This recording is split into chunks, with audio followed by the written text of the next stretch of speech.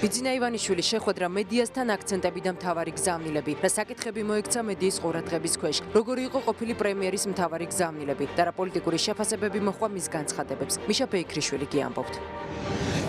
რა მოხდა კორცხელში და ვინ მონაწილეობდა დაპირისპირებაში? ვინ არიან ხელკეტებით შეერაღებული ადამიანები, რომლებიც სპორტსმენთა ადვოკატის მიერ მოპოვებულ კადრებში ჩანან და რა აკავშირებთ მათ ნაციონალურ მოძრაობასთან? რას ყვება კორცხელის საუბნო კომისიის წევრი, რომელმაც ბრალდებულ სპორტსმენზე თავდამსხმელი პირადად ამოიცნო და რა განცხადებას აკეთებს შინაგან საქმეთა სამინისტრო გავრცელებულ კადრებთან დაკავშირებით? ნახეთ ბელა ზაქაიძის რეპორტაჟში. პოლიტპატიმართა საქმეების გადახედვის რა მექანიზმზე მუშაობს საქართველოს პარლამენტი? ჩაითვლება თუ არა პოლიტპატიმრის სტატუსი ახლად გამოვლენილ გარემოება და გადაიხედება თუ არა 190 პოლიტპატიმრისა და 25 პოლიტდევნილის საქმე? რა შენიშვნები აქვს ოპოზიციას და მიიღებს თუ არა კანონპროექტი პარლამენტის მხარდაჭერას? გიორგი კოპერიძე გიამბობთ.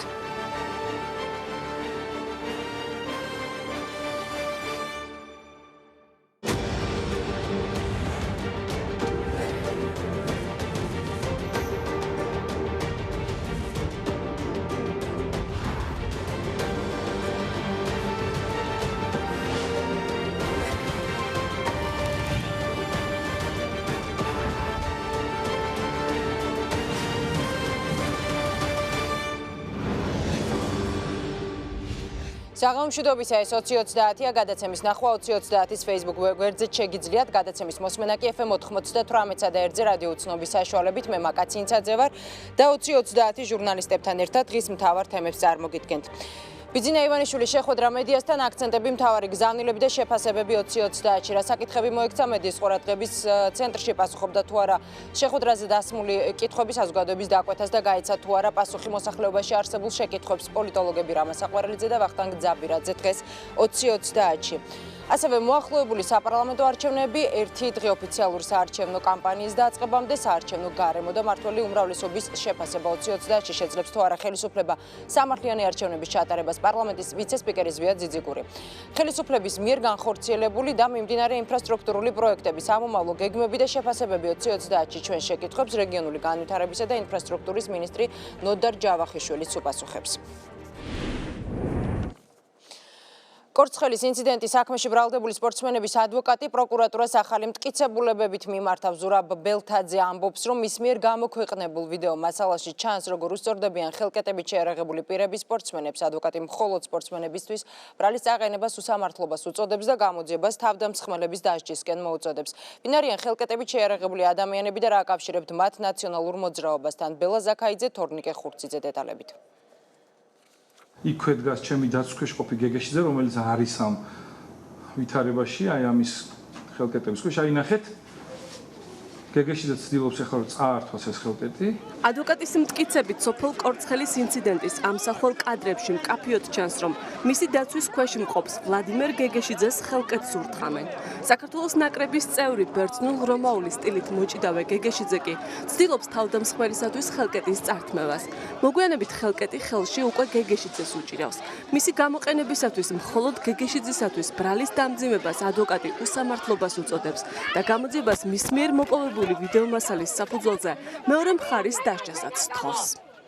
ამ ჩანაწერში ნათლად ჩანს თუ როგორ სცემენ ხელკეტების გამოყენებით ქართული ოცნების აქტივისტებს, კერძოდ სპორტსმენებს, რომლებიც დღეს ბრალდებულები არიან სისხლის სამართლის საქმეზე, ხულიგნობის ბრალდებით, როგორც ცემს რამდენიმე პირი ხელკეტებით გამეტებით. აი ეს პიროვნებაა ჭანია. ქართული ოცნების მხარდამჭერი მერი შენგელაია, რომელიც კორცხელის საუბნო კომისიის წევრი იყო, ამბობს, რომ გეგეშიძეზე თავდამსხმელი პირადად ამოიცნო. მისი თქმით, პირი, რომელიც სპორტსმენს ხელკეტით გაუსწორდა, ნაციონალური მოძრაობის მხარდამჭერი და სპეცრაზმის ყოფილი თანამშრომელი თენგო ჭანია. შენგელაიას თქმით, ხელკეტით შეიარაღებული ჭანია ერთი წლის წინ გადაღებულ კადრებშიც ფიგურირებს. ეს ზუგდიდში ანი ნადარეიშვილის ოფისთან 2015 წლის 15 მარტს ქართული ოცნებისა და ნაციონალური მოძრაობის მხარდამჭერების დაპირისპირების ამსახველი კადრებია, სადაც ჭანია აკაკი მინაშვილის გვერდით ჩანს. ადრეც 2015 წელს იყო მსგავსი პროვოკაცია, სადაც ეს იმყოფება ანი ნადარეიშვილის ოფისში. ზუსტად იქაც ხელკეტები აქვს, რომ თავიანთი დამზადებული და ანალოგიური აქტიურად როგორც აქ ცდილობს პროვოკაციას, ზუსტად იგივე სიტუაცია ხდება იქაც, სადაც კადრები არის. მათ მიერ ერთ-ერთ სოფელში დამზადებული ხელკეტები, რომელიც სწორედ გამოიყენეს 2015 წელს და არც არანაირი პრობლემა არ იქნებოდა მათთვის კორცხელში მსგავსი ქმედება განემეორებინათ. თენგო ჭანია ადასტურებს, რომ კორცხელის ინციდენტის დროს ხელკეტი გამოიყენა, თუმცა მისი თქმით ხელკეტები წინასწარ არ წაუღიათ და მის ხელში შემთხვევით აღმოჩნდა. ჭანიას განცხადებით ხელკეტით თავს იცავდა როგორც კორცხელში, ისე 2015 წელს ანი ნადარეიშვილის ოფისში მომხდარი ინციდენტისას. ადასტურებს, რომ 2012 წლამდე თავდაცვის სამინისტროს სამხედრო პოლიციაში მუშაობდა. წინასწარ ქონდა მობილიზებული ეს ხელკეტები, ვინმე წამოღებული ქონდა, ანუ საიდან აღმოჩნდა არაფერი. ან საიდან აღმოჩნდა იქ იმათ ხელში ეს ხელკეტები? ეს სოფელია და სოფელში მან რაღაცა ეგეთ ჩხუბში, ეგეთ რაღაცაში ვიღაცა რაღაცას იპოვის და ინახავს ან ჯოხს ან რაღაცას ეს ქალაქი ხო არა ახლა იმაში ხო არ ცხოვრობდა ვიღაცა თავის დაცვის მიზნით აიღო ალბათ რომ კლავენ კაზა აიღებდა. თქვენ ხელშიც ესე შემთხვევით აღმოჩნდა? შემთხვევით, სრულიად შემთხვევით. მე ვიცავდი თავს. ანი ნადარეიშვილის ოფისში. თქვა და იქაც კადრებში თქვენს მოჩახართ იგივე ხელკეტებით. ამიტომ გაჩნდა ეჭვები რომ წინასწარ ხომ არის იყო ეს ხელკეტები, წინასწარ ხომ არის ემზადებოდით ამ დაპირისპირებისთვის? არავითარ შემთხვევაში რა, ეს ჩვენ ვიყავით სულ მაშინაც იმ ოფისში რა, რომ მოცვიდნენ მაშინაც, აი კადრები ამოიღეთ, კადრებს ნახავთ მანქანებიდან როგორ იღებენ, ზოგი სკამეიკის იმას, ზოგი ხელჯოხს, ზოგი ნებისმიერ რა კადრში უყურეთ და ნახავთ. სად რა მობილიზაცია, რის ჯოხი, რა ჯოხი. მაშინაც შემთხვევით აღმოჩნდა ეს ხელკეტი თქვენ. მაშინაც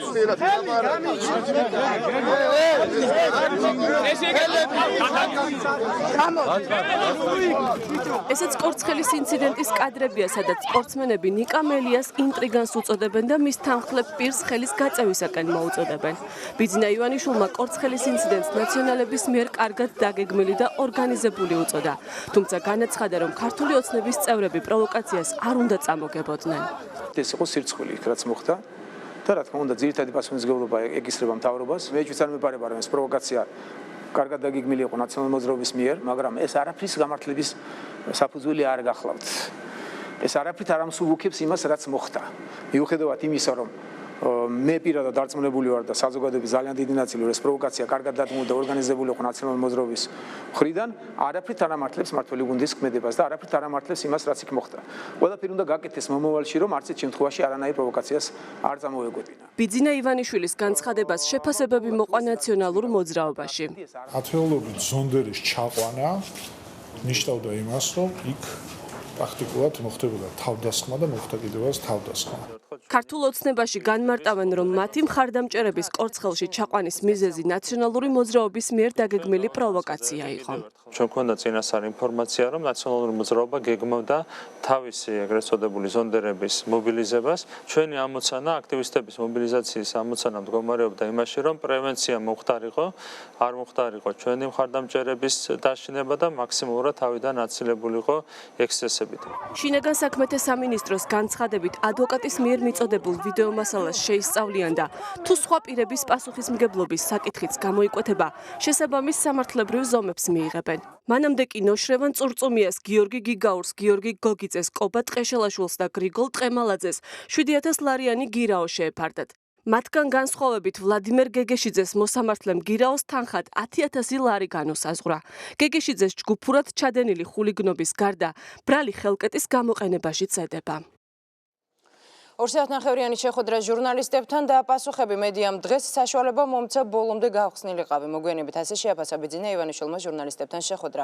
ექს-პრემიერი ქართული ოცნების მხარდასაჭერა წინასაარჩევნო კამპანიაში ერთვება და დაგეგმილ შეხვედრებს აანონსებს. მანამდე კი რას ფიქრობს ბიძინა ივანიშვილი კორცხელში მომხდარ ინციდენტზე რუსთავეორის საქმეზე, საქართველოს პრემიერ-მინისტრზე და რატომ ფიქრობს, რომ ავტორიტარიზმის დაბრუნების რისკი არსებობს. ყოფილ პრემიერთან შეხვედრას მიშა ფეიქრიშვილი ესწრებოდა, დეტალებს კი უკვე პირდაპირ ეთერში გაგაცნობთ. მიშა, მოგესალმებით და გისმენთ.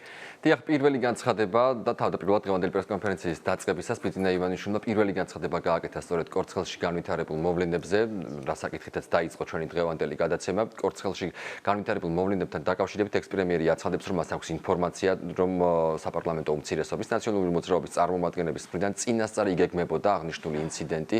შესაბამისად, ვერ მოხდა აღნიშნული ინციდენტის აღკვეთა და ამ კუთხით მნიშვნელოვანი პასუხისმგებლობა ეკისრება სწორედ ხელისუფლებას. ბიძინა ივანიშვილი აცხადებს, რომ ასეთი ტიპის პრეცედენტი აღარ უნდა გამეორდეს უკვე 2016 წლის საპარლამენტო არჩევნებზე შემოდგომაზე, როდესაც უკვე საარჩევნო უბნების სხვა მასშტაბი იქნება ქვეყანაში წარმოდგენილი. მოუწოდებს ბიძინა ივანიშვილი ხელისუფლებას, რომ სიფრთხილით და დიდი პასუხისმგებლობით მოეკიდონ მიმდინარე პროცესი იმისთვის, რომ საარჩევნო გარემო და საარჩევნო პროცესი არ დასარალდეს. ერთი პლუსი შეიძლება კონდეს ამას, რომ დასკვნები გააკეთონ, პრევენციები გააკეთონ და მეტი აღარ განმეორდეს. ყველაფერი უნდა გააკეთოს ხელისუფლებამ, ყველაფერი უნდა გააკეთოს მმართველმა გუნდმა, რომ მსგავსი აღარ განმეორდეს. ეს იყო სირცხვილი. თუ ანალიზის, თქვათ, მაინც მოვახერხეთ მოკლე ანალიზის გაკეთებას, რა თქმა უნდა, მეჩვიც არ მეპარება, რომ ეს პროვოკაცია კარგად დაგეგმილი იყო ნაციონალური მოძრაობის მიერ და კადრებიც ვნახე. იმასაც ისიც კარგად შევამჩნიე, როგორ მოსწონდა ბოგერიას, როცა წამოდგა ფეხზე და სიჩუმეს, რომ შედეგი მიიღო, მას იქვე ეტყობოდა, მაგრამ ეს არაფრის გამართლების საფუძველი არ გახლავთ. ეს არაფრით არ ამსუბუქებს იმას, რაც მოხდა. მიუხედავად იმისა, რომ მე პირადად დარწმუნებული ვარ და საზოგადოების ძალიან დიდი ნაწილი ეს პროვოკაცია კარგად დადგმული და ორგანიზებული იყო ნაციონალური მოძრაობის მხრიდან, არაფრით არ ამართლებს მმართველი გუნდის ქმედებას და არაფრით არ ამართლებს იმას, რაც იქ მოხდა. ყველაფერი უნდა გაკეთდეს მომავალში, რომ არც ერთ შემთხვევაში არანაირ პროვოკაციას არ წამოეგოთ. ჟურნალისტებთან შემდგარ დღევანდელ შეხვედრაზე მნიშვნელოვანი დრო დაეთმო რუსთავიორის საქმეს. ამ კუთხით ბიძინა ივანიშვილს აქვს თავისი მოსაზრება. ექს-პრემიერი აღნიშნავს, რომ არჩევნებამდე ტელეკომპანია რუსთავი 2-ში მენეჯმენტის შეცვლა გამოიწვევს გარკვეული ტიპის კითხვის ნიშნებს ქვეყნის გარეთ. შესაბამისად, ბიძინა ივანიშვილმა დღეს პირველად საჯაროდ გააკეთა შეთავაზება იმ მფლობელების და მესაკუთრეების მიმართ, რომლებიც დავობენ სასამართლოში, რომ იმ შემთხვევაში, თუ კი სასამართლო პროცესი ქიბარხალვაში სასარგებლოდ დასრულდება, ივანიშვილი მზად არის აანაზღაუროს ყველა ის ზარალი, რომელიც შესაძლოა მიადგეს მას იმის სანაცვლოდ, რომ არჩევნებამდე რუსთავი 2-ში მენეჯმენტი არ შეიცვალოს. როგორ უნდა დამთავრდეს, მე სასამართლოს ვერ მივანიშნე თქვენგან განსხვავებით, მე არ მყოფნის ესეთი სიტყვახედე, რომ სასამართლოს მივანიშნე, როდის რა უნდა დაამთავროს. ის რომ არჩევნების დაწყებამდე დარჩენილია 3-4 თვე და შეიძლება შეიცვალოს ტელევიზიის მენეჯმენტი დაწყებული გვარამიადან და იმის ქვემოთ არ არის სასურველი რამე თუ ამას პირველ რიგში ევროპასა და ამერიკაში ვერავინ სწორად ვერ გაიგებს და მე ამას აბსოლუტურად ვეთანხმები და მე პარალელურად მინდა რომ ელჩის წერილზეც გავაკეთო რეაქცია რამე თუ ბევრი გამონათქვამი არ მომეწონა ამ წერილთან მემართებაში. ამერიკა არის ჩვენი სტრატეგიული პარტნიორი და ეს კაცი აფასებს თავისი გადმოსახედიდან და საკუთარი ქვეყანა მოყავს პირველ რიგში ანალიზისთვის. რომ ეს მოხდეს ამერიკაში, მოხდება ესეთი რამ, რომ კუჩები გაივსება ხალხით და ალბათ საქართველოშიც იგივე შეიძლება განმეორდეს. აი აქ გუშინაც ქონდა ჩვენ პოლემიკა და რაღაცებში არ ვეთანხმები, მაგრამ პოზიცია მისი აბსოლუტურად გასაზიარებელია. მისასალმებელიც არის და იკითხება მხოლოდ ერთი რამ, რომ მას ძალიან სურს, რომ ჩვენი ქვეყანა სწორი მემართულებით განვითარდეს. მე პირადად გარანტად დაუდგებოდი ხალვაში იქნებოდა თუ დვალი თუ ორივე ერთად. აღებული რომ და ვთხოვდი, აი პირველად საჯაროდ ვიტყოდი, რომ ვთხოვდი და გარანტად ფინანსურად თუ რამე ზარალს ნახავენ, პირადად ავანაზაურებდი. რომ თუ მოხდა რომ სასამართლო დასრულდა უფრო ადრე და დასრულდა მათ სასარგებლოდ, არ შეეხონ გვარამიას და არ შეეხონ მენეჯმენტს. და საფასურად აი რა ჩემგან მოითხოვენ რაც უნდათ. ოღონდაც ეგ სალაპარაკო არ დაგიტოვონ თქვენ. რუსთავი 2 დღეს ყველაზე კარგი ინსტრუმენტია იმისათვის, რომ ქართულმა ოცნებამ მაქსიმალური შედეგი მიიღოს არჩევნებში.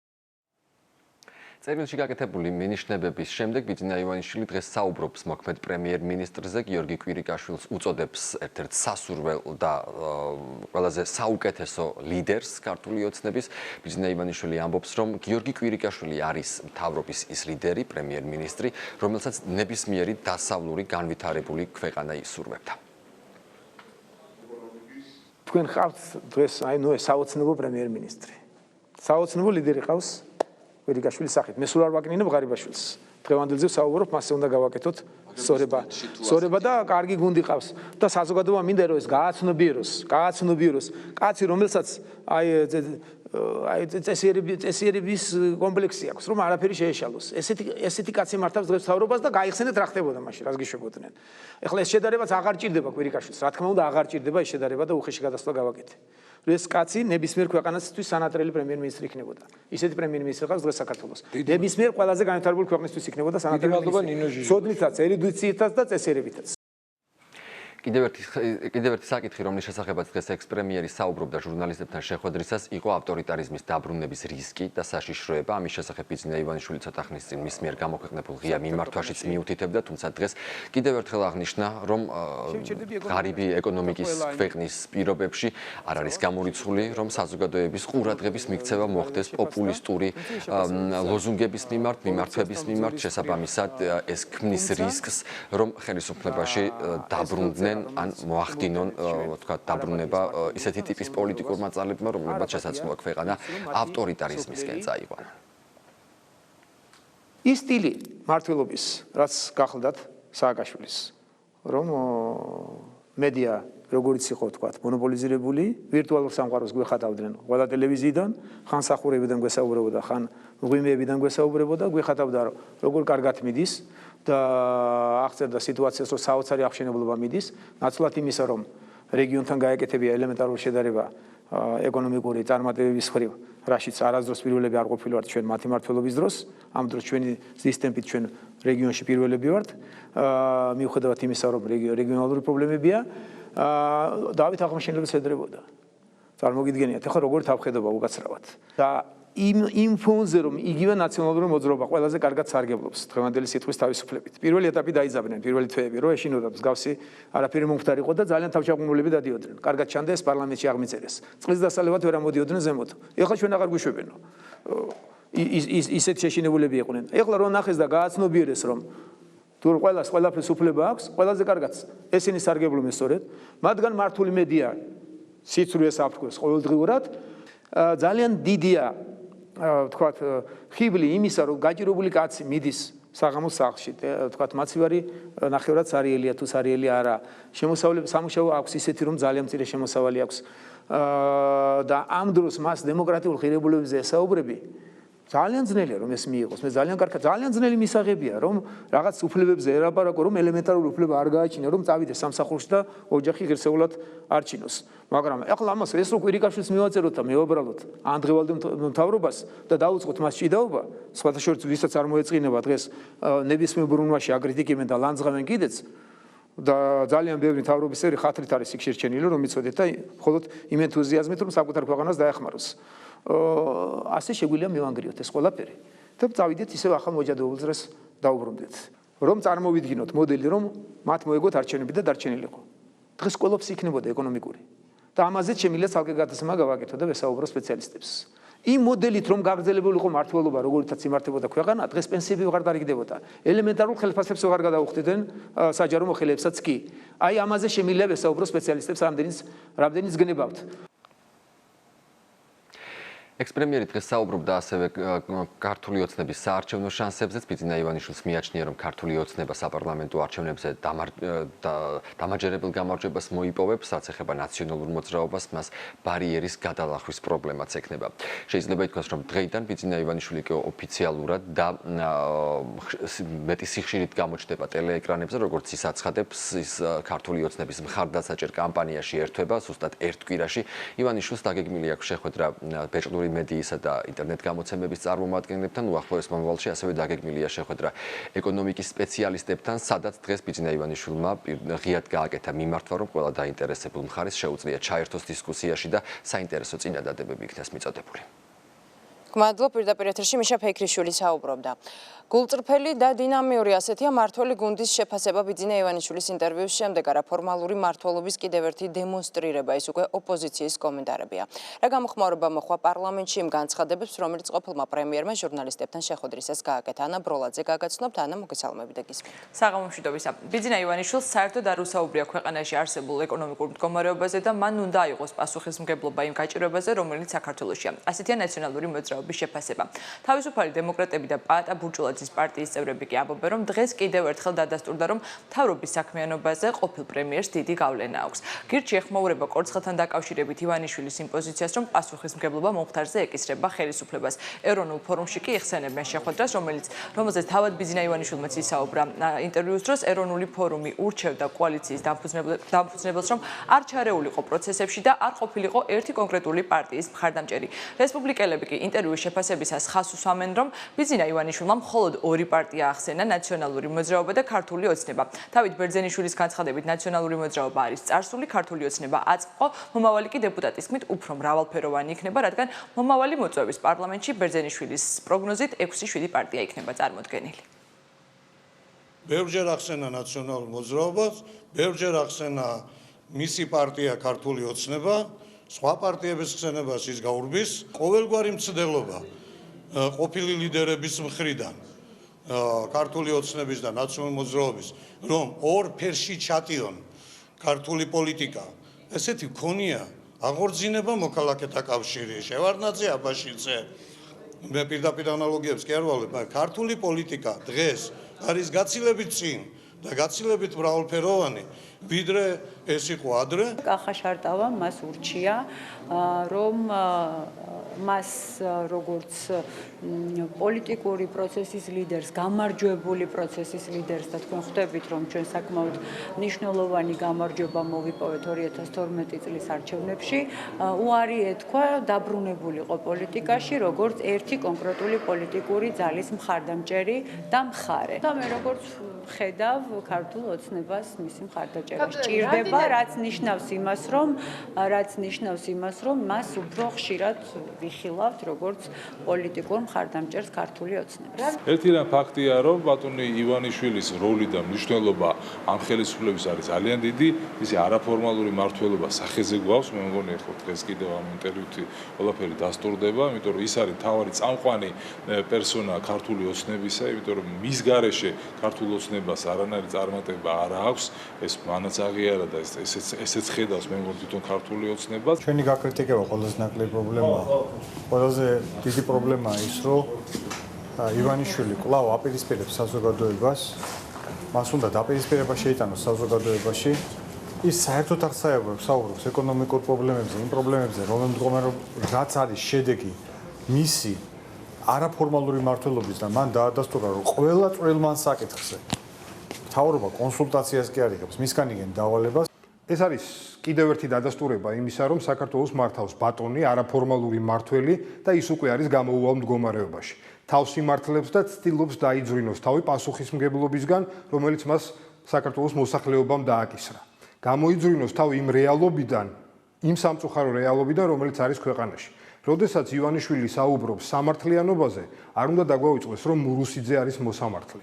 როდესაც ის საუბრობს სიტყვის თავისუფლებაზე და საქართველოს დასავლეთის ქვეყნებს ადარებს, არ უნდა დაგვაუწყდეს, რომ ამ წუთში მიმდინარეობს რუსთავი 2-ის პროცესი. სამწუხარო არის ის, რომ ეკონომიკაზე კითხვები მაინც და მაინც არ იყო ბევრი, თუმცა ცხადია, მისასალმებელია, რომ ჩემი წერილი წაუკითხია და რაღაცებზე კომენტარი გააკეთა. მე ასეც გააკეთა კომენტარი, იმაზეც ცალსახად შემიძლია თქვა, იქნება ეს რუსული ბაზარი თუ იქნება სოფლის მეურნეობა, ყველა სიტყვაზე და ყველა ციფრზე, რომელიც ჩემ წერილში შემოყვანილ ცხადია პასუხსვალი.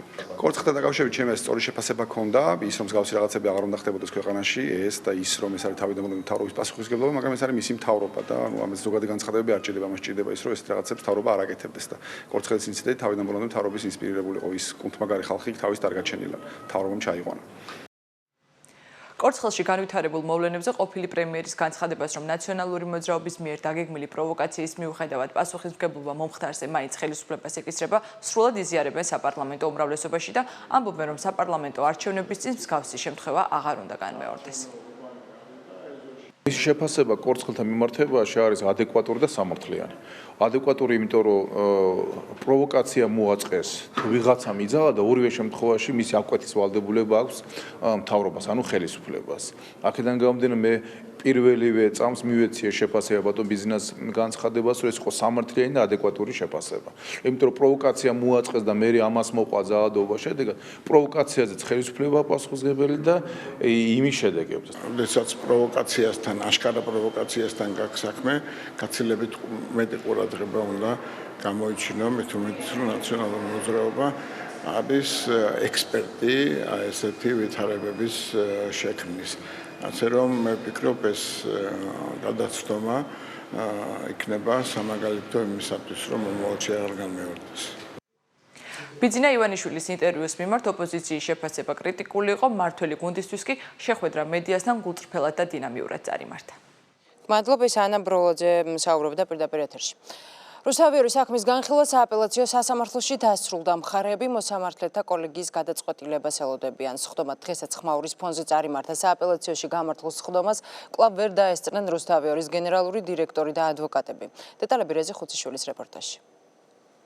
შუამდგომლობაზე სრულად ვამბობთ ვარ ჩვენ სააპელაციო საჩივარს.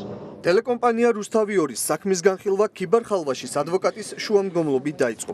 ადვოკატმა სააპელაციო საჩივარზე უარი განაცხადა, რაც იმას ნიშნავდა, რომ ქიბარ ხალვაში რუსთავიორთან აღარც საავტორო უფლებებზე დაობდა და არც ლოგოზე. ამ საჩივარზე უარის თქმით ტელეკომპანია რუსთავიორი როგორც მხარე პროცესიდან მოიხსნა. სწორედ და მიზეზით სხდომაზე აღარ დაუშვეს რუსთავიორის ადვოკატები თამთა მურადაშვილი და დიმიტრი საძაგლიშვილი. სხდომას ვერ დაესწრო გაძევებული ნიკა გვარამიაც. რუსთავიორის იურისტები პაატა სალიას სასამართლოსთან შეთანხმებულ მოქმედებაში ადანაშაულებენ.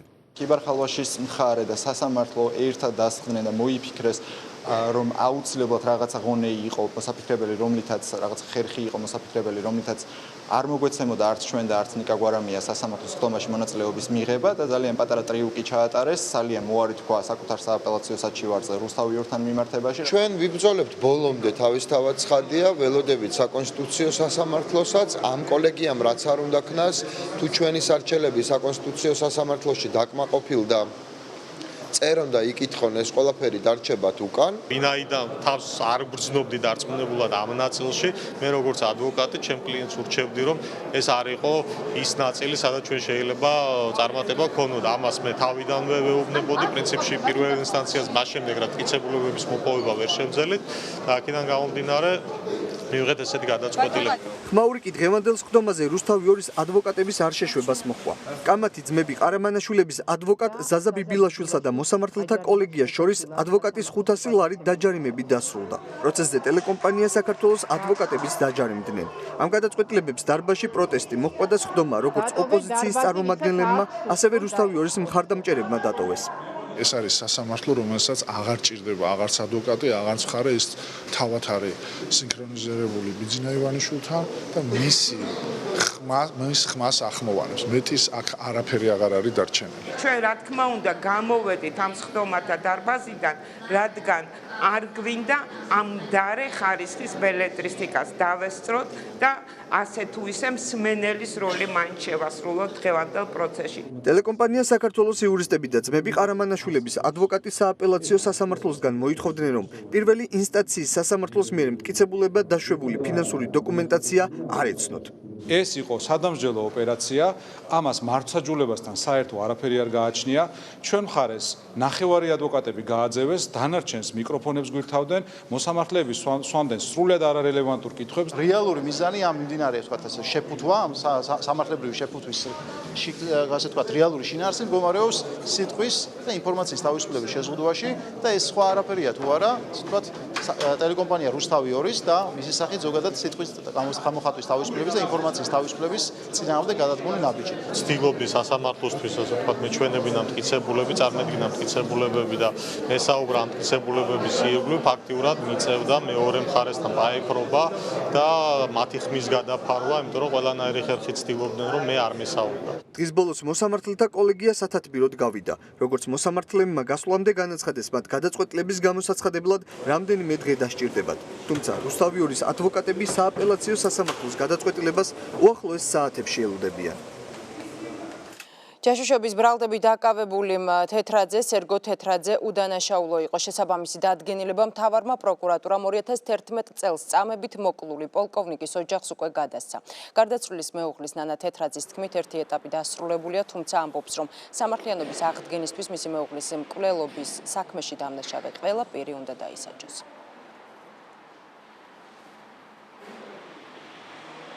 პროკურატურამ ჩაგვაბარა დადგენილება, რომელიც ადასტურებს, რომ სისხლის სამართლის საქმე შეწყდა სერგო თეთრაძის მიმართ სისხლის სამართლის კანონით გათვალისწინებული ქმედების არარსებობის გამო.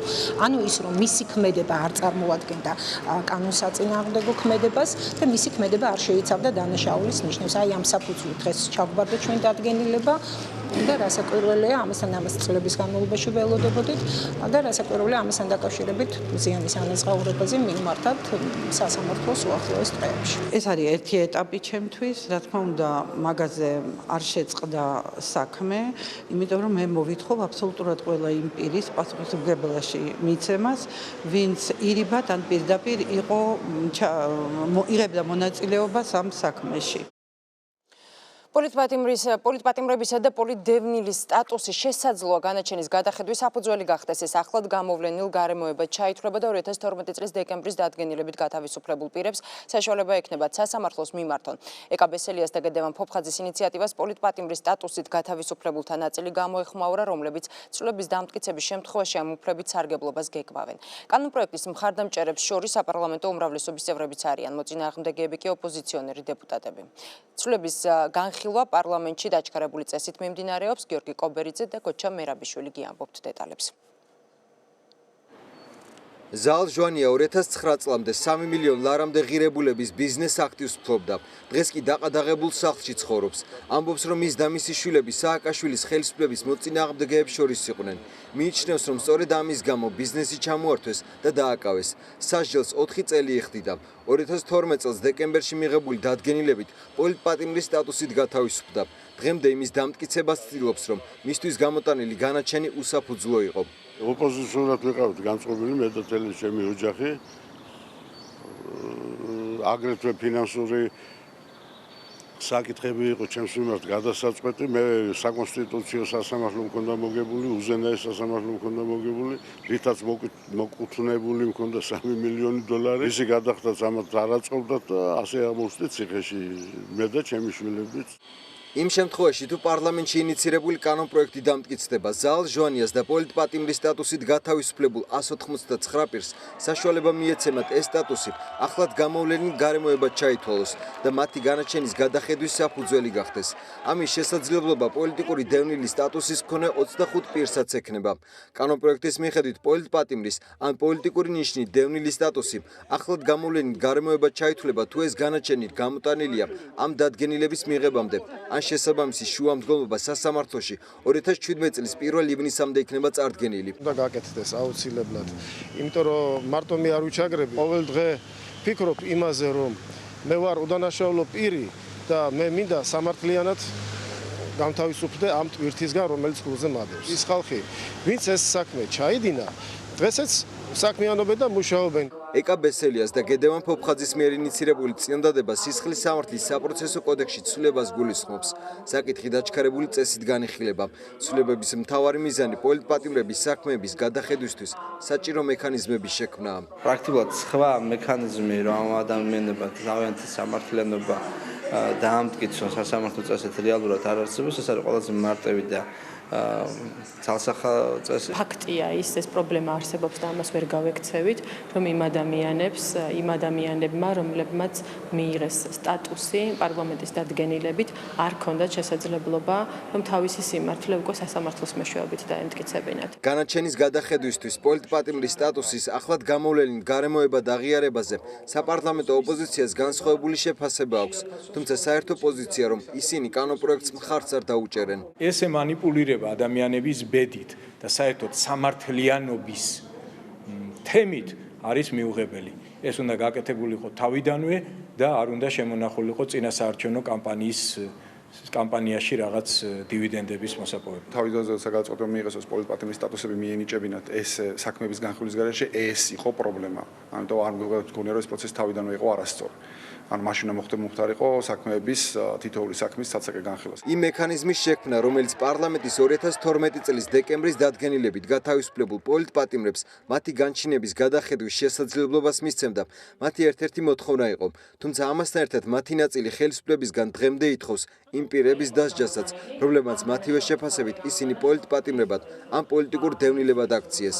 ამ მოთხოვნაზე პარლამენტის ადამიანის უფლებათა კომიტეტში ასე პასუხობენ. პარლამენტის დადგენილება არ არის ესეთი მტკიცებულება, რომელიც გამოც ვინმე დაიჭირა.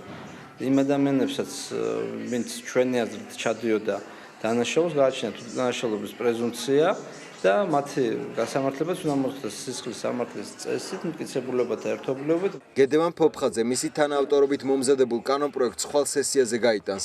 ის იმედოვნებს, რომ სხდომაზე დეპუტატების საკმარისი რაოდენობის შემთხვევაში პროექტს პარლამენტი გაიზიარებს.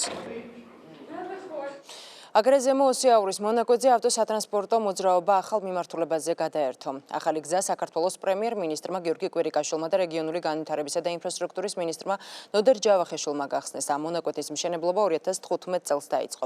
პროექტის ფარგლებში ორი სატრანსპორტო კვანძი, პარალელური ხიდები და მიწისქვეშა გადასასწრებლებიც მოეწყობა. სამშენებლო სამუშაოებზე 500-მდე ადამიანია დასაქმებული და მისი ღირებულება 105 მილიონ ლარს შეადგენს. პრემიერ-მინისტრის განცხადებით წელს ავტომაგისტრალის კიდევ რამდენიმე მონაკვეთის გახსნა იგეგმება. ჩვენ მორიგი მონაკვეთი უნდა გავხსნათ და ეს არის აგარაზემო ოსიაურის მონაკვეთის უდიდესი ნაწილი. ძალიან კარგია რომ ეს ხდება დღეს, ვინაიდან დღეს არის ბევრი ტურისტი ჩამოსული საქართველოში და როგორც ჩვენი მოქალაქეები, ასევე ჩამოსული სტუმრები ისარგებლებენ ამ გზით. ჩეკინ ჯორჯიას ფარგლებში დღეს იგეგმება დიდი კონცერტი ბათუმში.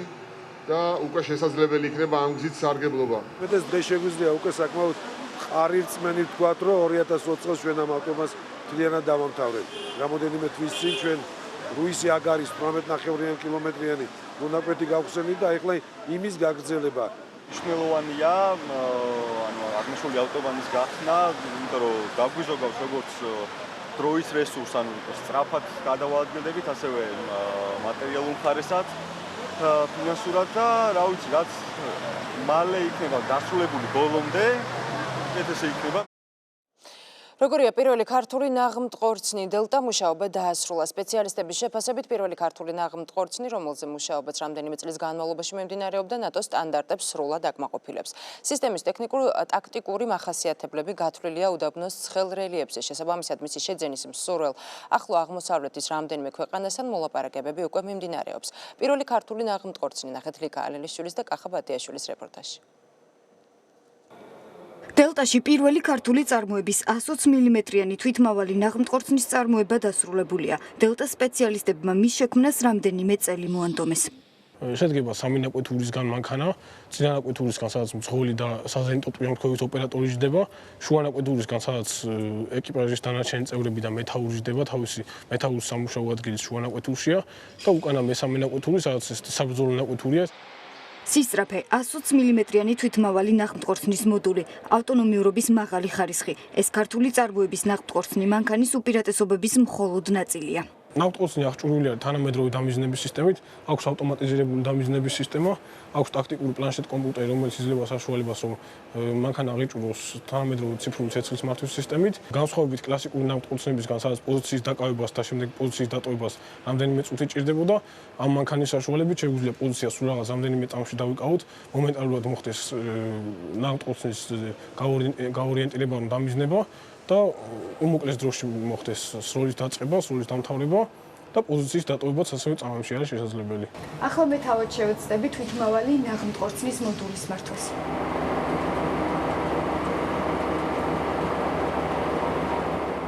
მანქანის ტაქტიკურ-ტექნიკური მონაცემები უდაბნოს რელიეფზეა გათვლილი. მისი შეძენით ახლო აღმოსავლეთის რამდენიმე ქვეყანა უკვე დაინტერესდა. უკვე გვაქვს მოლაპარაკებები ახლო აღმოსავლეთის რამდენიმე სახელმწიფოსთან ამ პროდუქტის ექსპორტის პოტენციალზე. ისე რომ დიდი იმედი გვაქვს, რომ უკვე შემდეგი წლის პერიოდში აღნიშნული პროდუქტი შევა შეიარაღებაში მინიმუმ ერთი მაინც არაბული სახელმწიფოს შეერაღებული ძალების. დელტას მიერ შექმნილი ქართული ნაღმტყორცნი მანქანის საბოლოო გამოცდა უახლოეს მომავალში ჩატარდება. ამის შემდეგ კი ქართული ნაღმტყორცნი მანქანების წარმოება დაიწყება და სავარაუდოდ ექსპორტზე რამდენიმე ქვეყანაში გავა. სახელმწიფო სამხედრო სამეცნიერო ტექნიკურ ცენტრ დელტაში ათეულობით პროდუქტს აწარმოებენ, მათ შორის არტილერიას, ჯავშან ტექნიკას, ინდივიდუალურ შეიარაღებასა და საბრძოლო მასალას. 11 გარდაცვლილი და 36 დაშავებული სტამბოლში დაანაღმული მანქანა ტურისტულ რაიონში უნივერსიტეტის შენობასთან მდებარე გაჩერებასთან აფეთქდა. მსხვერპლთა უმეტესობა სამართალდამცველია. თურქეთის ხელისუფლება მომხდარში ქურთ ამბოხებულებს ადანაშაულებს. დეტალებს კი ქეთი ჩოხელიგი ამბობთ.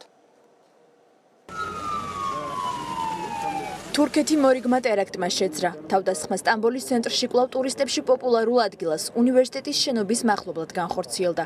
სამიზნეს პოლიციის ავტობუსი წარმოადგენდა. 8:40 სრალარында თავდასხმა მიმართული იყო პოლიციის სპეციალური დანაყოფების ავტობუსის წინააღმდეგ, რომელიც გზაზე ადგილობრივი დროით დილის 8 საათსა და 40 წუთზე გადიოდა. გარდაცვლილთა შორის 7 სამართალდამცველი და 4 მშვიდობიანი მოქალაქეა. დაშავებულია 36 ადამიანი, მათგან 3 კრიტიკულ მდგომარეობაშია.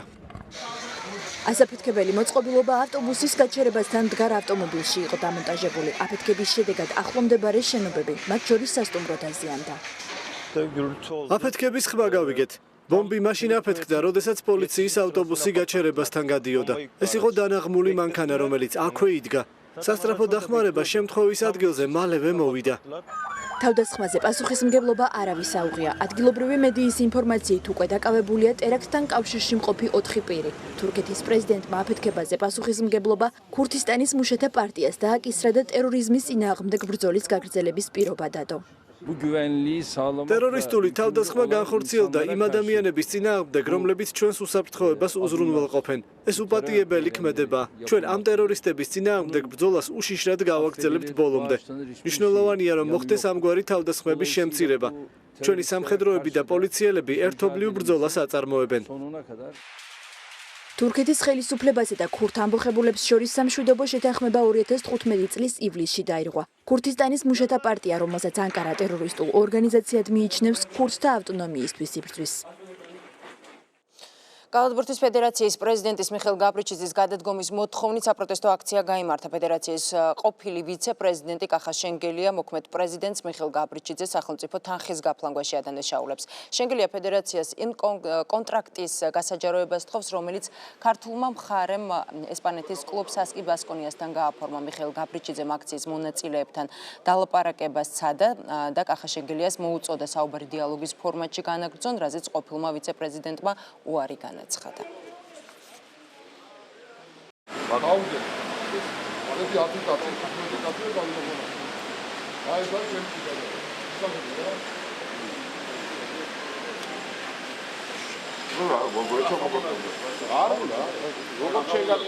გაგვცემ პასუხი იმ თანხებზე, რომელიც არის გახარჯული, რა შედეგი გამოიღო ამ თანხებმა. ამაზე გაგვცემ პასუხი და სამაყო კონტრაქტის შედეგები გაასაჯაროა. მე მოლაპარაკებაზე არ მივდივარ, სანამ ამ კითხვას არ გაცემენ პასუხი. მე არ მოვსვლა ვინმესთან საჭიდავოდ, არ მოვსვლა არც ვიცი მე დეტალები მაინც და მაინც გაიგე, მაგრამ თუ ეს ფაქტი მართალია, რას კახამ გაახმოვანა, სავალალო მდგომარეობაში ჩაგვევდივართ. Maroon 5 ბათუმში ამერიკული ჯგუფის კონცერტი საოცრებათა მოედანზე. თითქმის ყველა ბილეთი გაყიდულია. Maroon 5-ის კონცერტი მესამე შოუა, რომელიც პროექტ Check-in ჯორჯიას პარკლებში ამჯერად ბათუმში იმართება. ჩვენი ჟურნალისტი მარიამ სეთურიძე იმყოფება ბათუმის საოცრებათა მოედანზე. მარიამ, დაიწყო თუ არა კონცერტი? მაკა კონცერტი ჯერჯერობით არ დაწყებულა, თუმცა მიუხედავად ამისა, საოცრებათა პარკში უკვე უამრავი ადამიანია თავმოყრილი. იქამდე სანამ მათი საყვარელი ჯგუფის წევრები სცენას დაიკავებენ, Max და Sox იზრუნავს მათ განწყობაზე. მასშტაბურ ღონისძიებაზე არა მხოლოდ საქართველოს სხვადასხვა კუთხიდან არიან ჩამოსულები სტუმრები, არამედ მსოფლიოს სხვადასხვა წერტილებიდანაც. სალამი ყველას, მე ჩინეთიდან ვარ და ამ ჯგუფის ნამდვილი ფანი ვარ. მართალია ამინდი ნამდვილად ცუდია, მაგრამ მაინც მოუთმენლად ველით შოუს დაწყებას. ჩვენ რუსეთიდან ვართ, გავიგეთ რომ საქართველოში ჩამოდიოდა Maroon 5 და სპეციალურად კონცერტზე დასასწრებად ჩამოვედით ბათუმში. ამინდი ცოტა ხელს გვიშლის, მაგრამ ყველა ძალიან ბედნიერები ვართ და სიხარულით ველით კონცერტის დაწყებას.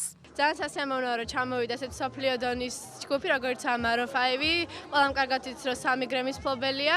ძალიან ბევრი ჰიტი აქვს გამოშვებული, რომელიც ყველა ძალიან გვიყვარს და ყოველთვის ზაფხულის ჰიტი არის. სამწუხაროდ ამით არ გაგვიმართლა, მაგრამ ფლაშების საშუალებით ვდგავართ და ველოდებით დიდი სიამოვნებით ოდის გამოვლენ.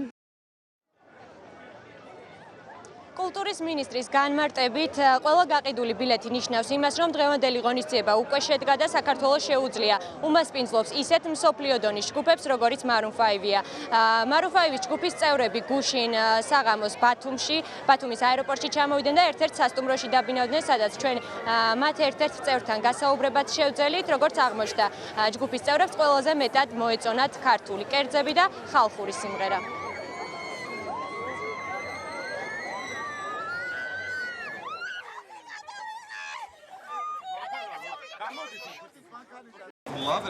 ძალიან მომწონს ბათუმი, ლამაზი ქალაქია, სანამ ჩამოვიდოდი ძალიან მიხაროდა და ვფიქრობ აქ მალე ისევ დავბრუნდები. ერთნიშნულოვნად ჩეკინ ჯორჯიამ გაამართლა 30000 ბილეთი არის გაყიდული დღევანდელ კონცერტზე. რამოდენიმე მიზანი არის მიღწეული ის რომ უპრეცედენტო მასშტაბის ხარისხის კონცერტი გაიმართება და პლუს ის რომ როგორც გითხარით უამრავი ხალხი ჩამოვიდა, ბათუმი გადაჭედილი არის გონიო, კვარიათი, ქობულეთი. დღევანდელი კონცერტი ჩეკინ ჯორჯიას ფარგლებში იმართება. ეს პროექტის რიგით მესამე ღონისძიებაა. პირველი ორი კი თბილისში რობი უილიამსისა და ეროს რამაზოტის კონცერტი იყო. მარიამ სეთურიძე გვერდებოდა ბათუმიდან პირდაპირ ეთერში. ახლა რეკლამის შემდეგ კი როგორ აფასებენ ექსპერტები ბიძინა ივანიშვილის მედიის წარმომადგენლებთან შეხვედრას თემის გაგრძელება რამდენიმე წუთში სტუმრებთან ერთად დაგველოდეთ.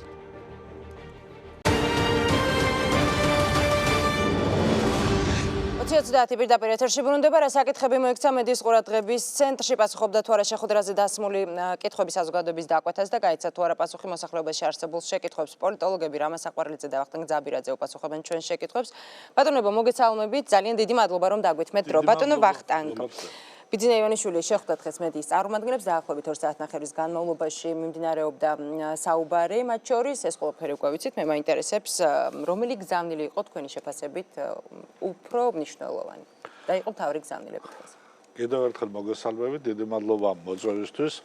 უნდა გითხრათ, რომ განსხვავებით წინა ორი, ასე ვთქვათ, გამოსვლისგან გულისხმობ წერილს და შეხვედრას საზოგადოებრივ ინტერვიუს საზოგადოებრივ მაყურებელს არხზე, დღევანდელი შეხვედრა ცოტა უფრო სხვა ტიპის გახლდათ. გულისხმობ იმ პირველ 15 წუთს, რომელზეც ბატონმა ივანიშვილმა თავად აილაპარაკა, რადგან გაისმა, ასე ვთქვათ, გარკვეული შეფასებითი ნაწილი უკვე დღევანდელი ხელისუფლების მოქმედების და უფრო კრიტიკული, ასე ვთქვათ, ტონი შემოვიდა მის, ასე ვთქვათ, ინტერვიუში. ლაპარაკი იყო იმაზე, რომ გარდა ეკონომიკისა, ლაპარაკი იყო იმაზე, რომ გახორციელდა გარკვეული რეფორმები, პოლიტიკური, დემოკრატიული კუთხით, მაგრამ რა თქმა უნდა ეს არ არის სრულყოფილი. ჩემი აზრით, იმაზე რომ საჭირო არის სახელმწიფო, რაზედაც იყო მნიშვნელოვანი, ჩემთვის მნიშვნელოვანი რომ ჩვენ უნდა ავაშენოთ ევროპული ტიპის სახელმწიფო, მაგრამ ჯერ გზა გვაქვს გასავლელი, ანუ აი აქეთ მივდივართ ამას გარკვეული პოლიტიკური რეფორმები ჭირდება. აღნიშნა მან რომ ასეთი ერთ-ერთი ნაბიჯი იყო თვითმმართველობა და არჩევა გამგებლების პირდაპირი წესით. აი ეს საკითხი დაუშვათ წერილში ნაკლებად იყო თუ იყო საერთოდ განხილული. ამიტომ მგონია რომ პათოსი უკვე უფრო რეალისტური გახდა მორგებული დღევანდელობას და იმედი მაქვს რომ თანდათან შევა ფორმაში როგორც ამბობს რომ ახლა ერთ კვირაში კიდევ შეხვედრა ექნება უკვე ბეჭდურ მედიასთან და ასე შემდეგ. ძალიან კარგი იყო ზოგადად განსხვავებით საზოგადოებრივი მაუწყებლის ინტერვიუსგან დღევანდელი შეხვედრა უფრო დამაინტერესებელიც იყო და უფრო მრავალფეროვანიც. ზოგადად რაღაც კონკრეტული საკითხების, ასე ვთქვათ, გამოყოფა თუ არის ლაპარაკი, მაინც მნიშვნელოვნად მიმაჩნია მისი შეფასება კორცხელის ფაქტთან დაკავშირებით, ინციდენტთან დაკავშირებით, იმიტომ რომ დღეს თუ რამეა გარდა, ნუ რა თქმა უნდა, სტაბილური პრობლემებისა, რაც არის ეკონომიკური, სოციალური და ასე შემდეგ, აი საარჩევნო ველში შევდივართ, და ეს პრობლემა არის ერთ-ერთი ყველაზე მნიშვნელოვანი. ისევე როგორც რუსთავი ორთან დაკავშირებული პრობლემები. მეც არ ვარ მაინც და მაინც აღფრთოვანებული და სულაც არ ვფიქრობ რომ რუსთავი ვერ რაღაც ასე ვთქვათ ოპოზიციური ტელევიზია. რუსთავთან დაკავშირებით ოდნავ მოგვიანებით აუცილებლად ვრცლად ეს არის საკმაოდ ესეთი მნიშვნელოვანი თემები. განსაკუთრებით იმ ფონზე რომ აი 8-ში უკვე საარჩევნო კამპანია დაიწყო. დიახ, ბატონო რამაზ, თქვენთვის რა იყო ეს ბიძინა ივანიშვილის გზავნილებიდან ყველაზე მნიშვნელოვანი და ასევე მაინტერესებს, როგორ ფიქრობთ, შედგა თუ არა ჯანსაღი კომუნიკაცია მედიის წარმომადგენლებსა და ივანიშვილს შორის? ხარიხართან დააბიოდა მე და ვახტანგი ხშირად ვართ ერთად დაბმულები და ძირითადად ემთხვევა ჩემი პოზიცია ვახტანგისას. დავამატებდი ვახტანგის არგუმენტებს. ინტერვიუს ბოლოსკენ ერთ-ერთმა ჟურნალისტმა ადგილებზე გაჩენილ პრობლემებზე დასვა კითხვა და იქ ივანიშვილმა თქვა, რომ კვალიფიკაციის პრობლემა გვაქვს. ასე ვთქვათ, პირდაპირ თვითონვე გააკრიტიკა ადგილებზე მართვის გამგებლებისა და სხვათა მართვის წესს. არ შეესაბამება რეალობას ბატონო რამაზ? არ შეესაბამება რეალობას? არა, შეესაბამება და მეც მაგას მივესალმები, კაცო. PR ტექნოლოგიის თვალსაზრისით დიასახლისი რო სტუმრები რომ მოვლენ დიასახლისი გამოიტანს ხაჭაპურს და დღეს ისეთი არ გამომივიდა როგორიც მინდოდაო და ელოდება როდის ეტყვიან რომ არა გადასარევიაო. ამიტომ კრიტიკაში შენ თვითონ უნდა სხვას დაასწრო რომ იმან კამათი დაგიწყოს უკეთესიაო. ეს ხერხია. დიასახლისებმა იციან და პოლიტიკოსებმაც ხანდახან იციან ხოლმე. ისე რომ რაც მეტ კრიტიკას თავად ივანიშვილი იტყვის, მით მეტი პლუსი იქნება ქართული ოცნებისთვის ეს კრიტიკა. კრიტიკა ხო ინსტრუმენტია და არა მაინდა-მაინც ჭეშმარიტება. თუ კი ივანიშვილი უფრო კრიტიკული იქნება თავის გუნდის მიმართ, ვიდრე იგივე ნაციონალებს უსათქმელი აღარაფერი იქნება. ისე რომ ამ მხრივ მეც ვეთანხმები ვახსენებს, რომ ოდნავ კრიტიკული იყო და იმედი მაქვს, რომ აი ეს კრიტიკულობის ელემენტი მის კონტაქტს მოსახლეობასთან, უფრო მედიასთან და ასე შემდეგ უფრო პროდუქტიულს გახდის, თორე ესე სხვა მხრივ ბევრი რამე იყო და ოღონდ ვერ ვიტყოდი, რომ იყო საუკეთესო პრესკონფერენცია და ჯერ ერთი იმიტომ რა თვითონ თქვა, რომ ბევრი ის იყო ჭარბსიტყვიანი პრესკონფერენცია იყო და მე ჟურნალისტების მხრიდანაც ცოტა უფრო ღრმა პოლიტიკური თემები რო წამოწეულიყო, შეიძლება უფრო საინტერესო. რა დაგაკლდათ მაგალითად? ანალიზი რუსეთთან ურთიერთობის, ანალიზი ევროპასთან ურთიერთობის, ანუ პოლიტიკა რასაც ქვია რა და ვინ დანიშნე, ვინ მოხსენე, ვინ მოიხსნას, ვინ იყოს სიაში, ეს ცოტა აუბრალოებს იმ სიღრმეს, რაც პოლიტიკას ახასიათებს ხომ. გასაგებია. ბატონო ვახტანგ, ნაციონალური მოძრაობა შეიძლება ითქვას, რომ ფაქტობრივად დასახელებული არიან მთავარ კონკურენტებად. იგივე თუ გავითვალისწინებთ იმას, რომ ბიძინა ივანიშვილმა აქცენტი ღია წერილშიც გააკეთა ნაციონალურ მოძრაობაზე. დღესაც არაერთხელ გაკეთდა შეფასებები, არაერთხელ მოვისმინეთ შეფასებები მისი მხრიდან ნაციონალური მოძრაობის მისამართით და გაისმა ასეთი ფრაზაც: არსებობს ავტორიტარიზმის დაბრუნების რისკი. როგორ ფიქრობთ? არსებობს მათი დაბრუნების, ხელისუფლებაში მათი დაბრუნების რესურსი თუ აქვთ მათ? იცით როგორ არის რომ თავად შეფასებაში რომ რაციონალური მოძრაობა არის კონკურენტი ქართული ოცნების დავეთანხმებოდი ივანიშვილს მეც ამას ვლაპარაკობ ყოველთვის რომ დღევანდელი სიტუაციიდან გამომდინარე ასეთი რეალობა გვაქვს რომ 5%-იანი ბარიერის გადალახვის პრობლემა არ უდგას ორ სულობას პოლიტიკურ გაერთიანებას ეს არის ქართული ოცნება და ნაციონალური მოძრაობა არის კიდევ ჯგუფი პარტიებისა რომელთაც ამის შანსი აქვს თუმცა ივანიშვილმა დღეს ასევე არ გამორიცხა ბოდიში რომ გაწყვეტინებთ არ გამორიცხა ნაციონალურ ნაციონალურმა მოძრაობამ ვერ კი, მაგრამ ვფიქრობ, რომ ეს არარეალურია. შანსი არ არის, რომ ნაციონალურმა მოძრაობამ 5%-იანი ბარიერი ვერ გადალაღოს. მე ეგრე უყურებ.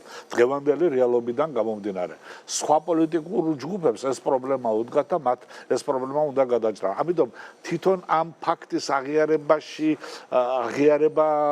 არ არის პრობლემატური, მაგრამ ის როგორაც ხდება მიწოდება საზოგადოებისთვის ნაციონალური მოძრაობის იგივე ივანიშვილის მხრიდან ეს არის უბრალოდ და იგის აქცენტი რაზედაც ეს აკეთებს რომ ავტორიტარიზმის დაბრუნების შანსი ეს არის უკვე გარკვეული მინიშნება ჩემთვის თუ როგორ იქნება ქართული ოცნების საარჩევნო კამპანია ანუ ერთ-ერთი ძირითადი ხაზი როგორც ჩანს იქნება სამწუხაროდ იმიტომ რომ არ ვთვლი რომ ეს უნდა იყოს ქართული ოცნების წამყვანი თემა დაშინება ამორჩევლის რომ ჩვენ თუ არა მოვლენ ნაციონალები ვეთანხმები იმაში რომ ღმერთთან უქნას მე აბსოლუტურად გულწრფელად მოგინატრებით იყო ეს დაშინება. ხო, არა, ეგ მეორე ტიპის დაშინება იყო, მაგრამ აქ ამის წამოწევაა და მეც დარწმუნებული ვარ, რომ ნაციონალური მოძრაობა თუ ხელისუფლებაში დაბრუნდა,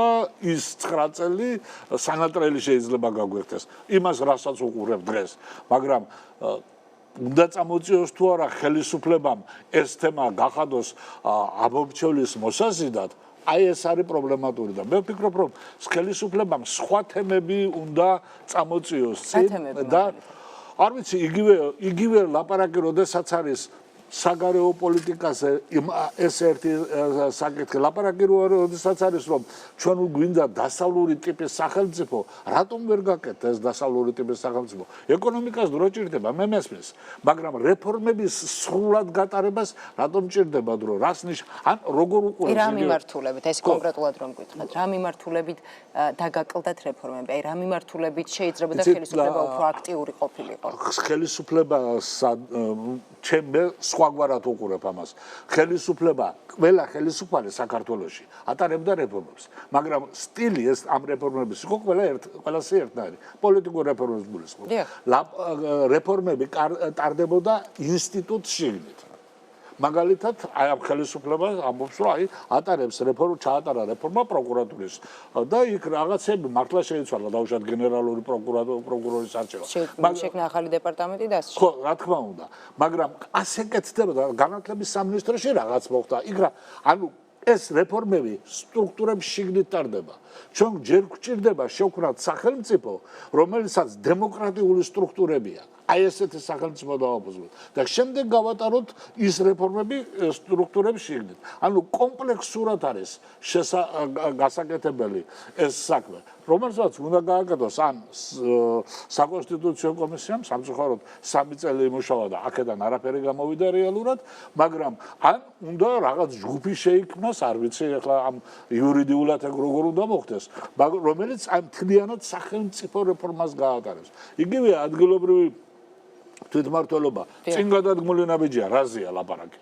იმასთან შედარებით რაც იყო, მაგრამ ერთი ნაბიჯი გადაიდგა და მეორე და მესამე რომელიც აუცილებელია როდესაც ივანიშვილი ლაპარაკობს რომ გამგებლები მთლად ისეთები ვერ არიან ახლა იურიდიულად ვნახოთ მათ შეუძლიათ თუ რა შეუძლიათ და ისი შანსი აქვს როგორ უნდა მოხდეს ამ გაყოფა ამ ძალაუფლების კი არის ბოლომდე მისული ეს რეფორმა არ არის ბოლომდე მისული აი ამას ვლაპარაკობ ნახევრად რეფორმები გაკეთდა იმ დარგში რომელსაც ინვესტიცია და ფული, ასე ვთქვათ, დიდი არ ჭირდება. ეკონომიკას ერთ დღეში რომ ვერ ამოიყვან, გასაგებია.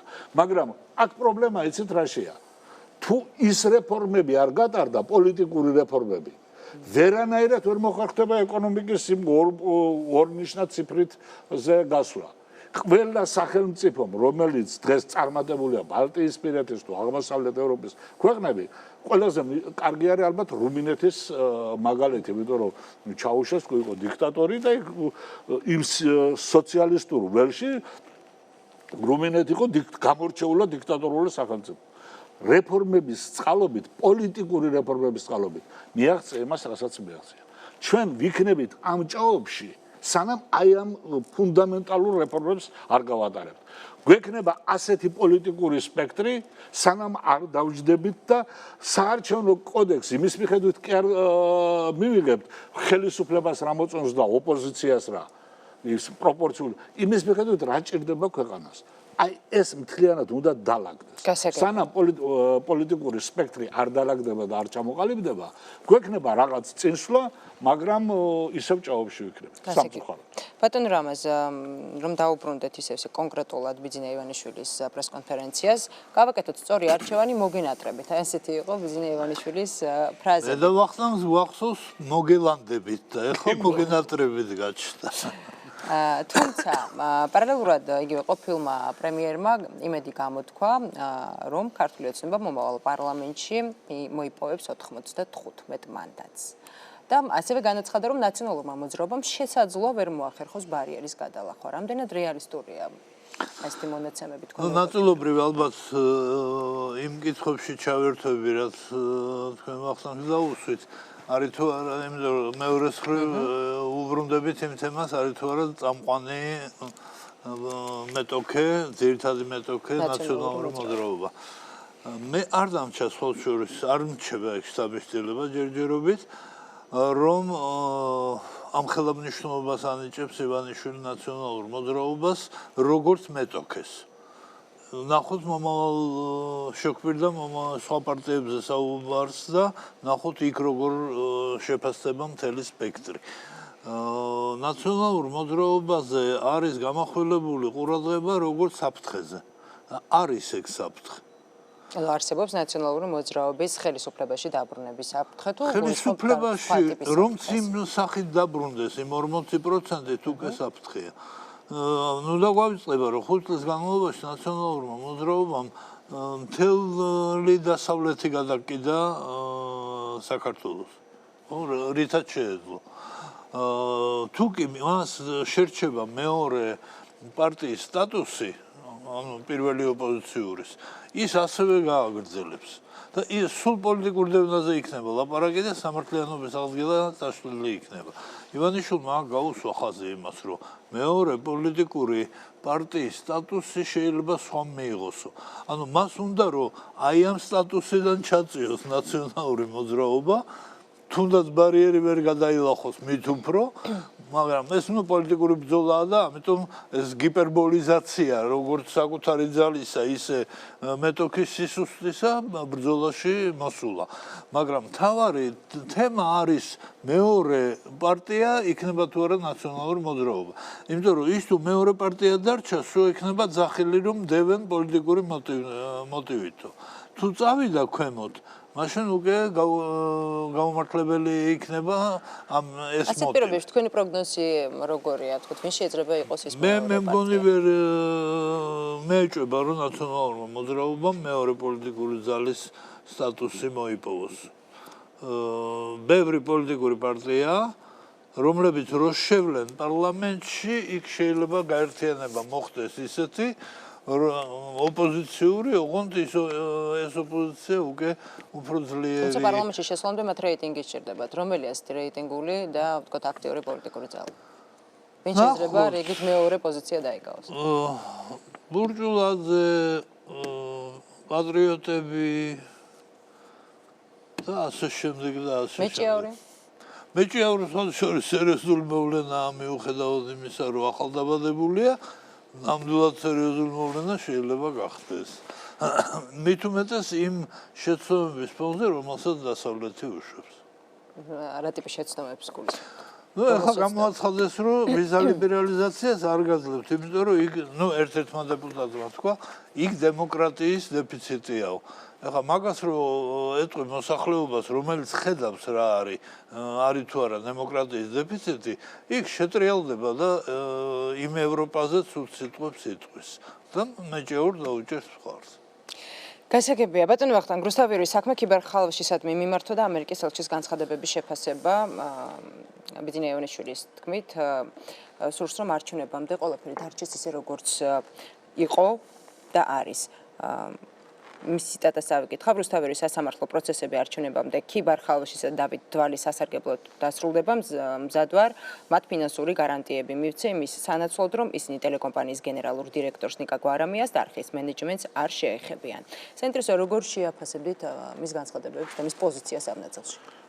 აბსოლუტურად ვეთანხმები იმ საფრთხის ანალიზზე, რაც მან გააკეთა, იმიტომ რომ არაფრით არ შეიძლება რომ ეხლა რუსთავი 2-ის მენეჯმენტი შეიცვალოს და არ ვიცი გულწრფელად გეუბნებით რა პროცედურებია იმისა რომ ეს პროცესი თვითონ სასამართლო პროცესი დროში გაიწელოს რომ არჩევნებამდე მას არ შეეხონ იმიტომ რომ ეს მიუხედავად იმისა იმაშიც ვეთანხმები რომ რუსთავი 2 უკვე ჩამოყალიბებულია და საზოგადოებას მის მიმართ თავისი აზრი გააჩნია ზოგს მოწონს ზოგს არ მოწონს მაგრამ ასე არის ეს ვერაფერს ვერ შეცვლის აი იმ საარჩევნო გარემოს ვერ შეცვლის და ვერც ახალს ვერაფერს ვერ მიაწოდებს მოსახლეობას რომ ამან არჩევნებში რაღაც გარდამტეხი შეიტანოს საათი ამბობდა რომ დიდი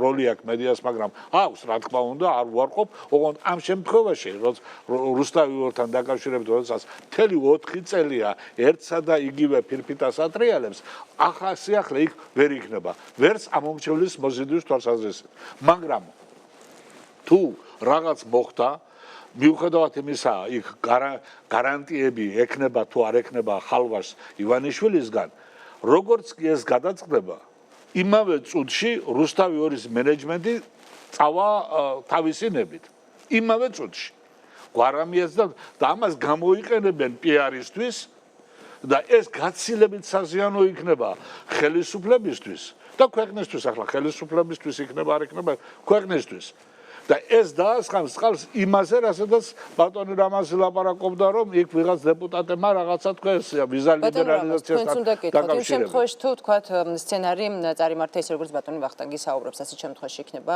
თქვათ მოცემულობა ის მოცემულობა რაც შესაძლოა დადგეს ხელისუფლების და რაც თავია ქვეყნისთვის საზიანო რა თქმა უნდა მაგაზე მიდის ერთი სული აქვს ახლა დაიხუროს რუსთავი 2 ნაციონალურ მოძრაობას ვერ ნახეთ და თუ თქვა სასამართლო მიიღო გადაწყვეტილება თუ სასამართლო მიიღო გადაწყვეტილება თუ სასამართლო ამ შემთხვევაში სასამართლოს ეგრევე ადებენ იარლიხს რომ სახელისუფლო გადაწყვეტილებაა და აგრძელებენ პროცესს პოლიტიკური ბრძოლაა ეს აქ წესები არ არსებობს პოლიტიკური ბრძოლა, სადაც წესები არ არსებობს. გასაგებია, კიდევ ერთი ნაწილი დღევანდელი საუბრის ყოფილი პრემიერი ასევე შეეხო სიების თემასაც და მან აღნიშნა, რომ არ ერევა დაკომპლექტების საკითხში და პროცესში და ეს მთლიანად არის გიორგი კვირიკაშვილის კომპეტენცია, რომელიც ასევე შეაქო და მას უწოდა საოცნებო პრემიერიც კი. ასევე განაცხადა ბიძინა ივანიშვილმა, რომ ის დაიწყებს საზოგადოების წევრებთან აქტიურ შეხვედრებს, მოისმენს მათ პრობლემებს და ჩაერთვება აქტიურად წინასაარჩევნო კამპანიაში. შესაძლოა თუ არა ბიძინა ივანიშვილის აქტიურობა და წინასაარჩევნო კამპანიაში აქტიური ჩართულობა გახდეს ქართული ოცნებისთვის კიდევ ერთხელ ნდობის გამოცხადების მიზეზი. შეიძლება, იმიტომ რომ მოსახლეობი მე სოციოლოგია არ მინახია, ასე დოკუმენტალური ნორმალური სოციოლოგია და მიჭირს მსჯელობა, მაგრამ მაინც მაქვს თუნდაც თქვენი დღევანდელი ინტერესი ჟურნალისტებისა მიუთითებს, რომ ივანიშვილი არ აღიქმება როგორც ჩვეულებრივი რიგითი მოქალაქე და მთელ მოსახლეობას მისდამი აქვს სხვა დამოკიდებულება. თან მე მინდა ამ ინტერვიუს რამოდენიმე მომენტს გაუსვა ხაზი ისევ მოსახლეობის საყურადღებოთაც და მე მგონი ამას გრძნობენ. ივანიშვილი სულ ხაზს უსვამს იმას, რომ პასუხისმგებლობის გრძნობა აქვს იმ პარტიის მიმართ, რომელიც მოიყვანა ხელისუფლება. იმ მოსახლეობის მიმართ, რომელმაც ეს პარტია მისი ხალხით მოიყვანა ხელისუფლებაში. ამდენად ივანიშვილის არსებობა გარკვეული გარანტიაა იმისა, რომ ხელისუფლება მოსახლეობის ძახილს ყურად მიიღებს. ისე რომ ეს ინსტრუმენტია მოსახლეობისთვის ხელისუფლებაზე სამოქმედოდ. თუმცა ბოლო პერიოდში განსაკუთრებით მუდმივად გვესმის იგივე განცხადებები არაფორმალურ მმართველობაზე. არაფორმალური მმართველობა ამ შემთხვევაში პლუსია. თორე ივანიშვილი რო არ იყოს და ეს გუნდი თავისი გემოვნების მიხედვით წავიდეს, შეიძლება ძალიან ბევრი მოჭიდავე ჩაერთოს და უშოთ საარჩევნო პროცესში. ანუ მე ამ გუნდს თავის გემოვნებები ექნება, თავის მიდრეკილებები, ამებს ასწორებს ივანიშვილი თუ ვაკვირდებით. გასაგებია ბატონო ვახტანგ და შემდეგ დაგემშვიდობებით. იქნება ეს უფრო მეტად სასარგებლო ბიძინა ივანიშვილის წინასაარჩევნო კამპანიაში თქვა აქტიური ჩართულობა თუ საზიანო ქართული ოცნებისთვის? არა, საზიანო ვერაფრით ვერ იქნება, იმიტომ რომ ივანიშვილი 2011-დან რაც მოვიდა პოლიტიკაში და რაც შეიქმნა ეს გუნდებავთ ალიანსი დღემდე, რჩება ლიდერად. ახლა იმას გნებავთ ფორმალური დაარქვით, გნებავთ არაფორმალური, ეს არის ლიდერი და ამ გუნდის ლიდერია. ეხლა უბრალოდ რაც ალიანსი დაიშალა, ის გახდა ამ პარტიის ლიდერი და ნუ ბუნებრივია რომ იცით როგორ გითხრათ, მაშინაც პოლიტიკური ქულები ალიანსი რო იყო, ეს იყო ივანიშვილის ქულები და დღესაც პოლიტიკური ქულები, რასაც ქართული ოცნება მიიღებს, ალბათ 80% მაინც ივანიშვილის დამსახურება იქნება. ვერ 100 აღიქვამს მას 20% კვირიგაშვილი. ხო, კი ბატონო, 100 აღიქვამს მოსახლეობა. საოცრება ის იქნებოდა, რომ ივანიშვილი არ ჩართულიყო ამ პოლიტიკურ კამპანიაში. უნდა ჩაერთოს, მან თქვა, რომ მას აქვს პასუხისმგებლობა ერის და ქვეყნის წინაშე. ძალიან კარგი მას ეს პასუხისმგებლობა მართლაც აქვს და იმედია, რომ ამჯერად მაინც უფრო მიზანმიმართული იქნება და გუნდისაც უფრო მიზანმიმართულს გახდეს. ვიდრე ეს იყო წინა 20 წლის განმავლობაში. და გაითვალისწინებენ გამოცდილებას ამ 4 წლისას. მან გამოუცდელობა ახსენა გამგებლების და თვითონ ეს გუნდიც გამოუცდელია და ალბათ ეს 4 წელიწადმა რაღაცა მთლიანად გუნდს დასწავლა. გასაგებია ძალიან დიდი მადლობა 2030 შეკითხვებს ვახტანგ ძაბირაძე და რამაზ საყვარელიძე პასუხობდნენ. ახლა რეკლამის შემდეგ ზვია ძიძიგური 2030-ში დაგველოდეთ.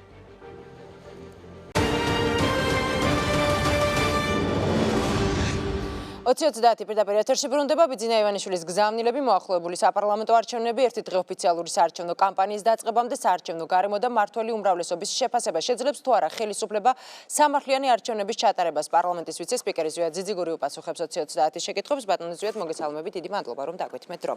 ბატონო ზვიად, ივანიშვილის შეხვედრა გაიმართა დღეს მედიის წარმომადგენლებთან, დაახლოებით 2 საათნახევრის განმავლობაში მიმდინარეობდა საუბარი ჟურნალისტებსა და ექს-პრემიერს შორის. მაინტერესებს თქვენი შეფასება რა იყო, ამით დავიწყოთ საუბარი, რა იყო ბიძინა ივანიშვილის მთავარი გზავნილები? პირველ რიგში მინდა გამოვეხმაურო თავად შეხვედრის ფორმატს და ფაქტს. ბიძინა ივანიშვილმა დაამკვიდრა საქართველოში, პირველად ყოველ შემთხვევაში მან თავის პრემიერობის დროს დაიწყო, რომ ხვდება ჟურნალისტებს პირდაპირ უშუალო შეხვედრაზე, ხვდება ყველაზე უფრო კრიტიკულად განწყობილ ჟურნალისტებსაც, არავით არის შერჩევითი, ასე ვთქვათ, დამოკიდებულება ჟურნალისტების მიმართ არ არსებობს და პასუხობს ყველა კითხვას. მე მახსოვს ბიძინა ივანიშვილის პირველი ინტერვიუ, როდესაც ის გამოჩნდა ღიად, ასე ვთქვათ, პოლიტიკურ ასპარეზზე, მაშინაც ბიძინა ივანიშვილი ატარებდა ასეთ შეხვედრებს ჟურნალისტებთან, შემდეგ პრემიერობის დროს რამდენიმეჯერ ჩაატარა, შემდეგ მისი ტრადიცია გაიმეორა ირაკლი ღარიბაშვილმაც, შემდეგ ესეთი შეხვედრა უკვე გამართულია გიორგი კვირიკაშვილს და მე მიმაჩნია, რომ ეს ერთი მიმართულება სწორი ურთიერთობა მედიასთან და დამკვიდრება დაიწყო ბიძინა ივანიშვილმა და ეს დამკვიდრებულია უკვე და თავისთავად მე ძალიანაც მომწონს, რომ ასეთი ღია შეხვედრებია, ყველაზე მწვავე კითხვების დასმა ჟურნალისტები არ ერიდებიან. ეს არ არის სააკაშვილის დროინდელი დავარცხნილი შეხვედრა, პრესკონფერენციები, ასე ვთქვათ, სადაც შერჩეული იყო ჟურნალისტი 1000 ფილტრში იყო გატარებული, თუ რამე პარამეტრს არ აკმაყოფილებდა, ისე იქ ვერ დაჯდებოდა და კითხვაც იყო წინასწარ ყველაფერი შეთანხმებული და გაწერილი, ისე არ ხდებოდა ეს. ეს იყო ცოცხალი პირდაპირი შეხვედრა ბიძინა ივანიშვილის მთავარი გზავნილი, რაც იყო ისე როგორც მის წერილში იყო მაკამ მთავარი გზავნილი. გახდათ ის, რომ ბიძინა ივანიშვილი აქტიურ ჩართვას აპირებს წინასაარჩევნო კამპანიაში. მე ერთ-ერთ ბრიფინგზე ვთქვი, რომ ბიძინა აპირებს მეთქი აქტიურად ჩართვას წინასაარჩევნო კამპანიაში და მაშინ, ასე იგი 1000 თვითონ გქონდა ბიძინას ერთი წლინახევრის წინ დაახლოებით იმედზე დიანა ტრაპაიძესთან, თქვენ კოლეგასთან გქონდა მას ამის შესახებ განცხადება და ჟურნალისტები, ესე იგი, მთელი დიდი და სერიოზული დაინტერესება იყო თუ როგორი ფორმით ჩაერთება სიის პირველი ნომერი ხო არ იქნება პრემიერ-მინისტრად ხო არ უნდა დაბრუნება და ასე შემდეგ. ბიძინა ივანიშვილი აქტიურად აქტიურად ერთვება ქართული ოცნების ხარდაჭერ კამპანიაში და ეს არის მისი მთავარი გზავნილი. ამიტომ ბიძინა ივანიშვილისგან გადმოინაცვლებს სიმძიმის ცენტრი, პოლიტიკური სიმძიმის ცენტრი, მისი ასე ვთქვათ, ასეთი გავლენის მქონე სხვა პოლიტიკური ფიგურა დღეს ქართულ პოლიტიკურ სპექტრში არ არის, არ გახლავთ და აქედან გამომდინარე მე ვფიქრობ, რომ ყველასთვის, ყველა პოლიტიკური ძალისთვის არის ნათელი უკვე ის, რომ ქართული ოცნება თავის მთავარ კოზირს ბიძინა ივანიშვილს ამ არჩევნებში ძალიან აქტიურად გამოიყენა.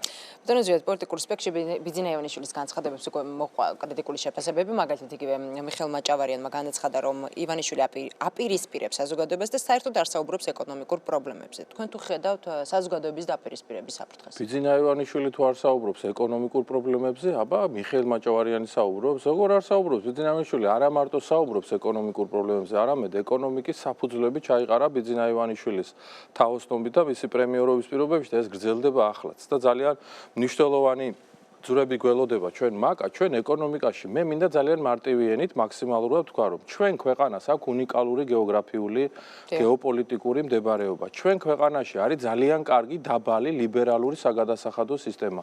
ჩვენ ქვეყანაში არის კრიმინალის დონე ძალიან დაბალი და უსაფრთხო არის ჩვენ ქვეყანაში ცხოვრება. ჩვენ ქვეყანას აქვს უვიზო მიმოსვლის შესაძლებლობა და უკვე აქვს თურქეთთან, რუსეთის პრეზიდენტმა განაცხადა, ჩინეთთან იწყება ეს პროცესები, ირანთან, ისრაელთან ეხლა ველოდებით უვიზო მიმოსვლის საკითხს ევროპასთან და ასე შემდეგ. ეს არის ძალიან მნიშვნელოვანი საკითხები და საქართველოს როგორც მიმზიდველ საინვესტიციო ქვეყანას უყურებს უკვე მსოფლიოს ძალიან ბევრი მსხვილი ინვესტორი. ამიტომ საქართველოს წარმატების იქით სხვა გამოსავალი არ აქვს. როდესაც ჩვენ გვეუბნებიან, კი მაგრამ იცით ხალხს ძალიან უჭირს და ძალიან შეა. რა თქმა უნდა, პრობლემაა ჩვენ ღარიბი ქვეყანა ვართ, არა ვართ მდიდარი ქვეყანა. ჩვენთან შეიქმნა ქვეყანაში მე რაც ინფორმაცია მაქვს 60,000 სამუშაო ადგილი, ბიძინა ივანიშვილის წერილში იყო მოყვანილი 55,000, კერძო სექტორში ვლაპარაკობ.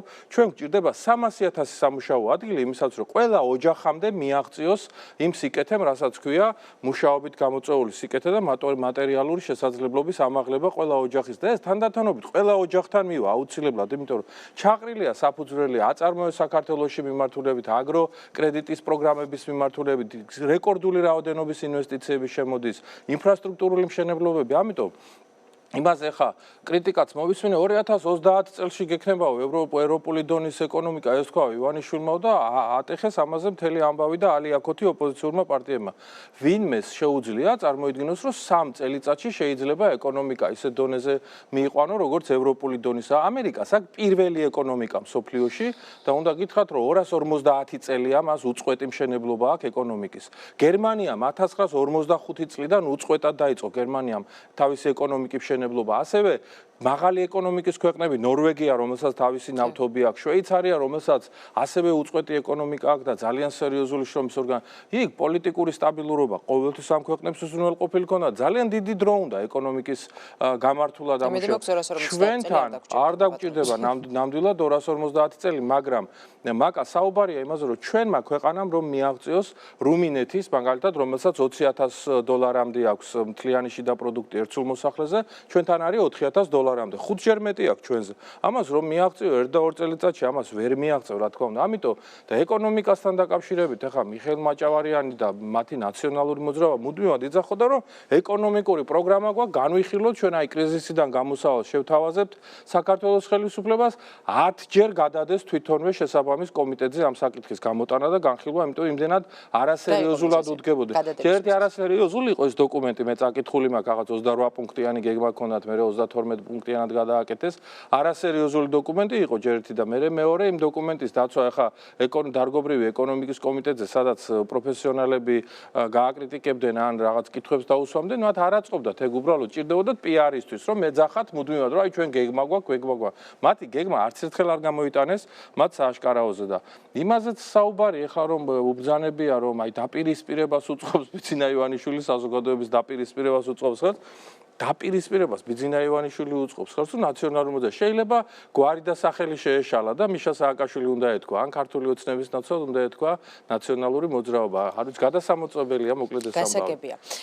პაეტა ბურჯულაძის გუნდის წევრებმა შეაფასეს ბიძინა ივანიშვილის დღევანდელი განცხადებები. გიორგი რუხაძის თქმით, ციტატას წავეკითხავ, ეს არის კიდევ ერთი დადასტურება იმისა, რომ საქართველოს მართავს არაფორმალური მმართველი და ის უკვე არის გამოვვალ მდგომარეობაში, ცდილობს დაიწვრინოს თავი პასუხისმგებლობისგან, რომელიც მას საქართველოს მოსახლეობა მთავრობამ დააკისრა. საინტერესოა თქვენი პოზიცია აი ამ განცხადებასთან მიმართებაში და ასევე რესპუბლიკელების განცხადებასაც აქვე მოვიყვან. მათაც გააკრიტიკეს ივანიშვილი, დავით ბერძენიშვილისთვის მაგალითად გაუგებარია თუ რატომ ახსენებს ბიძინა ივანიშვილი მხოლოდ ორს, ანუ ნაციონალურ მოძრაობას და ქართულ ოცნებას და რატომ არ ჩანს მის გამოსვლებში სხვა პარტიები. აი მაგალითად მისი შეფასებით ნაციონალური მოძრაობა არის წარსული, დღევანდელი ქართული ოცნება არის აწმყო და ჩვენ გვაქვს ყველა შანსი გვქონდეს უკეთესი მომავალი. სწორედ ასეთია დავით ბერძენიშვილის პოზიცია, თუ იზიარებს ბიძინა ივანიშვილისგან რა სიტყვენ ვერ ხვდები თუ ვინმეს მიაჩნია რომ ბიძინა ივანიშვილმა სხვა აქცენტები უნდა დასვას, ასეთ შემთხვევაში 2016 წელს არჩევნები ჩატარდება და ამ არჩევნების შედეგები უნდა იყოს ისეთი რომ ამ პარტიებს დაუკმაყოფილდეთ თავიანთი პატივმოყვარეობა იმ თვალსაზრისით რომ ისინიც რაღაცა ჩამონათვალში მოხვდნენ. ეს ჩამონათვალი პირველ რიგში ქართველი ხალხის ჩამონათვალში უნდა მოხვდნენ და ახლა რატო არ გვახსენა ჩვენ თავის ინტერვიუში, არ ვიცი ახლა ეს ცოტა არ იყოს ისეთია გულუბრყვილო დამოკიდებულება საკითხისადმი. რაც შეეხება რუხაძის განცხადებას ბურჭულაძის პარტიის წარმომადგენლისა, მე აქ გეტყვი რომ ბიძინა ივანიშვილი პასუხისგებლობის გაქცევაზე ლაპარაკობდა დღეს.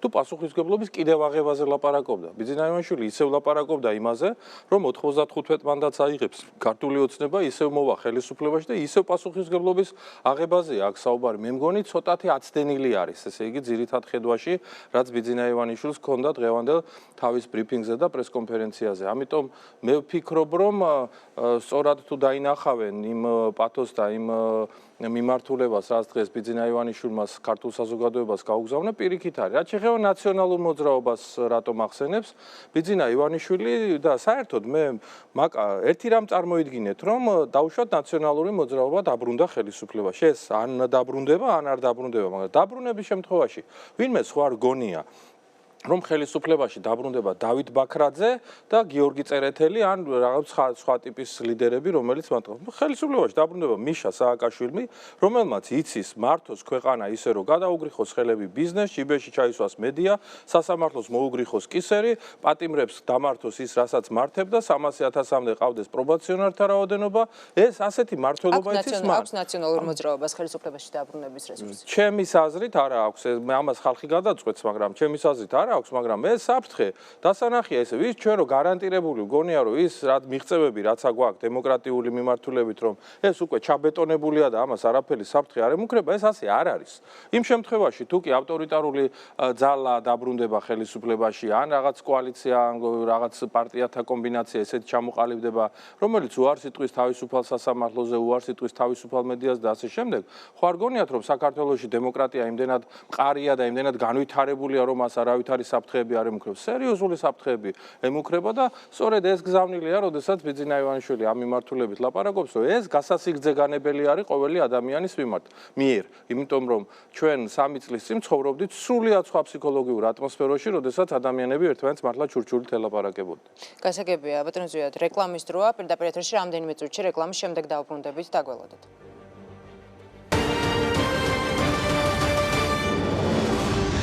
20-30 პირდაპირ ეთერში ბრუნდება პარლამენტის ვიცე-სპიკერი ზვიად ძიძიგური პასუხობს ჩვენ შეკითხვებს. ბატონო ზვიად, დღეს საარჩევნო თემით გადავწყვეტ საუბარი. ხმაური იყო იურიდიულ საკითხთა კომიტეტის ხდომაზე, სადაც წინა საარჩევნო პერიოდში უფასო საეთერო დროის შესახებ ინიცირებული პროექტის გამო ერთმანეთს არასაპარლამენტო ოპოზიციის წარმომადგენლები და რესპუბლიკელები დაუპირისპირდნენ. მე მაინტერესებს თქვენ ვის პოზიციას იზიარებთ? არასაპარლამენტო ოპოზიციის თუ რესპუბლიკელების. საქმის არსი მდგომარეობს იმაში, რომ დღეს 5 პოლიტიკურ სუბიექტს აქვს უფლება გამოიყენოს უფასო საეთერო დრო, ამ დროს კვალიფიციური სუბიექტი არის 11. საკონსტიტუციო სასამართლომ მიიღო გადაწყვეტილება ძველი სარჩელის საფუძვლად და გადაადგინა, რომ ყველა კვალიფიციურ სუბიექტს უნდა ქონდეს უფასო საეთერო დრო. ეს არ მოწონს ერთ პარტიას, რომელიც არის ნინო ბურჯანაძის პარტია და ჩხუბობს იმისათვის, რომ ჩემ 5-ის ნაცვლად 13-ზე თუ 11-ზე რომ გაიყოს. კი, ამ პარტიებს არ მოწონთ, ისინი ამბობენ, რომ მათი საეთერო დრო სხვებს რატო უნდა გადაუნაწილონ. ეს ცოტა უცნაური დამოკიდებულებაა, იმიტომ რომ ახლა თვითონ როცა მათ ეხებათ რაღაცა სამართლიანი გადანაწილების პრინციპი, ასეთ შემთხვევაში არ მოწონთ და ამბობენ, ჩვენ მარტო ავიღეთ ეს უფლება და თქვენ აიღეთ კოალიციაში ერთად, მაგრამ მე აქ ლოგიკა ისიც არის, რომ მათ მარტო რაც აიღეს პროცენტი, კოალიციამ აიღო 55% ჯამურად, ამიტომ ეგ რაღაც ხელწამოსაკრავი თემა არ არის. ამიტომ მე ვფიქრობ, რომ ძალზე სწორი არის, რომ ყველა კვალიფიციურ სუბიექტს კონდეს თანაბრად უფასო საეთერო დროის გამოყენების უფლება, იმიტომ რომ სხვა შემთხვევაში უნდა დაზარალდეს ტელევიზიები. ანუ სხვა შემთხვევაში უფასო საეთერო დროის ვალდებულება კანონით უნდა დაეკისროს ყველა ტელევიზიას, რომელიც არის და მაშინ ნახეთ თქვენ უკმაყოფილება და მაშინ ნახეთ თქვენ ტელევიზიების მხრიდან როგორი რეაგირება იქნება, იმიტომ რომ სხვა გამოსავალი არ არის. ან ერთი მიმართულებით უნდა გადაწყდეს, ან მეორე მიმართულებით. ეს პარტიები როცა ამბობენ, რომ ასე არ გააკეთო, გამოსავალს იქ არ გთავაზობენ და არ არის სხვა ტიპის გამოსავალი არ არსებობს. გასაგებია, ინტერპარტიული ჯგუფის სამუშაო შეხვედრა გაიმართა. ამ საკითხსაც უნდა შევეხო, არა საპარლამენტო ოპოზიციის განცხადებით ეგრეთ წოდებული გერმანული მოდელის მიღების პოლიტიკური ნება არ არსებობს ხელისუფლების მხრიდან. რის გამო ჯგუფში პესიმისტური მოლოდინი აქვს. მე მინდა ციტატა წაგიკითხოთ, ეს არის მამუკა კაციტაძის ციტატა. უსინდისო დამოკიდებულება აქვს ხელისუფლებას და არა მარტო ხელისუფლების მხრიდან, ადგილი ბოლო პერიოდში აქვს, რასაც ჩვენ არ შევეგუებით და ვიმოქმედებთ ჩვენი შესაძლებლობის ფარგლებში. მე მგონი აქ პრეტენზია მაინც და მაინც ხელისუფლების მიმართულებით არ არის, იმიტომ რომ ხელისუფლება და პირდაპირ ვაცხადებდით, რომ გერმანული მოდელი ეს არ არის კარგი მოდელი და ჩვენ მას ხარს არ დაუჭერდით. ამაზე ამბობდა კონსერვატიული პარტიაც, ქართული ოცნებაც, ჩვენ ამაზე ვლაპარაკობდით. უმრავლესობაში შემავალი სხვა პარტიაც მრეწველებიც ამას ამბობდნენ. ანჩენები უჭერდნენ ხარს სიტყვიერად ყოველ შემთხვევაში, მაგრამ ნაციონალურმა მოძრაობამ, რომელმაც ხარდაჭერა აღუთქვა ესე იგი ამ ინტერპარტიულ ჯგუფს შემდეგ გამოაცხადა არჩევნებისადმი სასხდომების ბოიკოტი და აქედან გამომდინარე ესენი 76 ხმის მოგროვების თეორიული შესაძლებლობაც არ დარჩათ. ისე თეორიული იყო მხოლოდ ეს შესაძლებლობა, სხვაგვარი არ ჰქონდათ და მე ვფიქრობ, რომ პრეტენზიები არის ნაციონალური მოძრაობის მისამართი. ნაციონალურ მოძრაობას ამ დროს თავისი ამბავი აქვს. მე რამდენადაც ვიცი, მიხეილ სააკაშვილს არ მოეწონა გერმანული მოდელის ვარიანტი, იმიტომ რომ გერმანული მოდელის შემთხვევაში ძალიან ნაკლებად არის შესაძლებელი რომ იყოს რაღაცა წინასაარჩევნო აყალმაყალი და მიხეილ სააკაშვილს ძირითადად აყალმაყალი აინტერესებს არჩევნების დროს, იმდენად შედეგებიც არ აინტერესებს, ამდენადაც იმ კაცს აბოდებს ეხა რომ აქ უნდა მოაწყოს მაიდანი, აქ უნდა დაიწყოს არეულობა, აქ უნდა ხელისუფლების შეცვლის ასეთი ტიპის სცენარი უნდა განვითარდეს, ეს აინტერესებს. ამიტომ მიშა სააკაშვილმა მიცა კამანდა, მეტი სხვა სიტყვა მაგას არ ქვია თავის წარმომადგენლებს პარლამენტში, რომ გააკეთონ ბოიკოტირებას ხდომების და საერთოდ ნაციონალურმა მოძრაობამ ამ ხდომების ბოიკოტირებით თავი აარიდა და ასევე საკონსტიტუციო ცვლილებების რამდენიმე პროექტს. ერთი პროექტი მათ შორის იყო ქორწინების საკითხის დაფიქსირება საკონსტიტუციო დონეზე, რომელიც მათთვის საკმაოდ უხერხული თემა იყო. ისინი ორაზროვნად ამბობდნენ, რომ რა საჭიროა ამის მიღება, ეს ხომ ისედაც ნათელია და ასე შემდეგ ამბობდნენ, მაგრამ ჩვენ ვნახეთ, რომ ძალიან ბევრი LGBT ორგანიზაცია აქტიურად აპროტესტებდა და ამბობდა, რომ ასეთ ჩანაწერი კონსტიტუციაში ეს პირდაპირ ლახავდა მათ უფლებებს. ამიტომ მათ საფუძველი და არგუმენტი აღარ დარჩათ საიმისოდ, რომ მეთქვათ, რომ ეს ხომ ისედაც გადაწყვეტილია, ამიტომ მათთვის ძალიან უხერხულ პოლემიკაში უნდა შესულიყვნენ ამ საკითხის განხილვის დროს. ამიტომ მათ ჰქონდათ სწორედ ასეთი პოლიტიკური რაღაცა პრობლემები აქვთ მათ თვითონ პარტიის შიგნითაც, სადაც ტრაპატყუპით შეიძლება დაეშალოთ ძალიან ბევრი პერსონა გამოაკლდეთ კიდევ ვინაიდან საარჩევნო სიის დაკომპლექტებას ისინი ვერ ახერხებენ და ერთ რამესაც გეტყვით, ძალიან დიდ კრიზისზე ისიც მიუთითებს მაკარომ, როცა ისინი ამბობენ, რომ პირველ ათეულში არ იქნება არც ერთი ძველი პოლიტიკური სახე, ეს თავისთავად მიუნიშნებს იმას, ეს ძველი პოლიტიკური სახეების დამალვით არიან დაკავებულები. თუ ძველი პოლიტიკური სახე არც ერთი არ გინდა რომ ყავდეს შენს პირველ ათეულში, ეს იმას ნიშნავს, რომ მათ გამოსაჩენი პირი არ აქვთ და გინდა რომ ახალი რაღაცა ხალხით გადაფარო იმათი მიერ გაფუჭებული ან ცუდი რაღაც რეიტინგი, რომელიც მათ მოუტანეს პარტიას. ეს სხვა რამე ტიპის აღიარებას არ ნიშნავს. ამიტომ კრიზისი იქ არის სახეზე, ამიტომ მათ ეს გადაწყვეტილება ჩემის აზრით მიიღეს, აქ არაფერ შუაში არ იყო არც კორცხელის ინციდენტი, იმიტომ რომ უცნაურად ჟღერდა კორცხელში რომ წაეგოთ მათ 10 ხმით ეხა და პროტესტის ნიშნა დაეტოვებინათ, რომ ისედაც მოგებული გქონდა და თქვენ ესე იგი ძალადობით შემდეგ წაგვართვით ხმები ესეთი მესიჯი რო გაეკეთებინათ და დაეტოვებინათ საპარლამენტო სტომა, გავიგე, მაგრამ მოიგეს ეს კორცხელის უბანი და მოგებულზე ადგენდა და პროტესტის ნიშნა დატოვეს და ეს ვერ ხვდები. მე ამაში რა ლოგიკაა? ლოგიკა არის მხოლოდ ის გერმანული მოდელი, ქორწინების საკითხი და თვითონ პარტიაში არსებული კრიზისი ამის გამო, რომ ეს ამის გამომზეურება არ მოხდეს და მათთვის უსიამოვნო თემებზე ლაპარაკი ბევრად და ღიად არ დაჭირდეთ, ამის გამო დასტოვეს საპარლამენტო სტომები. გასაგებია, ბოლოს შეკითხვა ძალიან ცოტა დრო გრჩება და ძალიან მოკლედ გიპასუხე, ძალიან მოკლედ გიპასუხე. ხვალ როგორც დაანონსებულია, სავარაუდოდ უკვე ოფიციალურად დაიწყება წინასაარჩევნო კამპანია. საინტერესოა თქვენს გუნდს ხომ არ მიუღია საბოლოო გადაწყვეტილება, რა ფორმით მიიღებთ? ჯერ არ მიგვიღია მაკა, როგორც კი მივიღებთ, პირობას გაძლევთ, რომ აი პირდაპირ თქვენს ეთერში მოვალ და აქ ვილაპარაკებთ, თუ თქვენ ამის სურვილი გექნებათ, რა თქმა უნდა. ჩვენ მხრიდან ამის სურვილი, რა თქმა უნდა, იქნება და პირობა ჩამოგვა. ძალიან მოკლედ ხო გიპასუხეთ. ნამდვილად, ძალიან მოკლედ მიპასუხეთ და როდესაც გადაწყვეტილებას მიიღებთ 20-30 გეურდებათ აქ სტუდიაში სტუმრად. ძალიან დიდი მადლობა 20-30-ის შეკითხვებს ციციკური პასუხობ და ახლა რეკლამის შემდეგ კი თამარ ცხომარიას საავტორო რეპორტაჟი.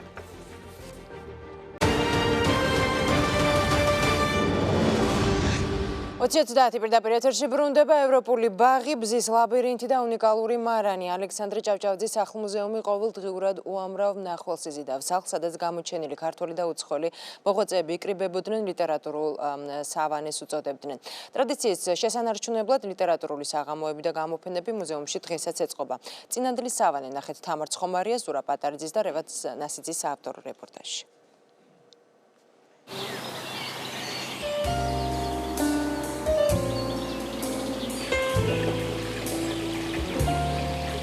Je ne pourrai jamais vivre sans toi. Je ne pourrai pas, ne pars pas, j'en mourrai un instant sans toi. Je n'existe pas, oh mon amour, ne me quitte pas.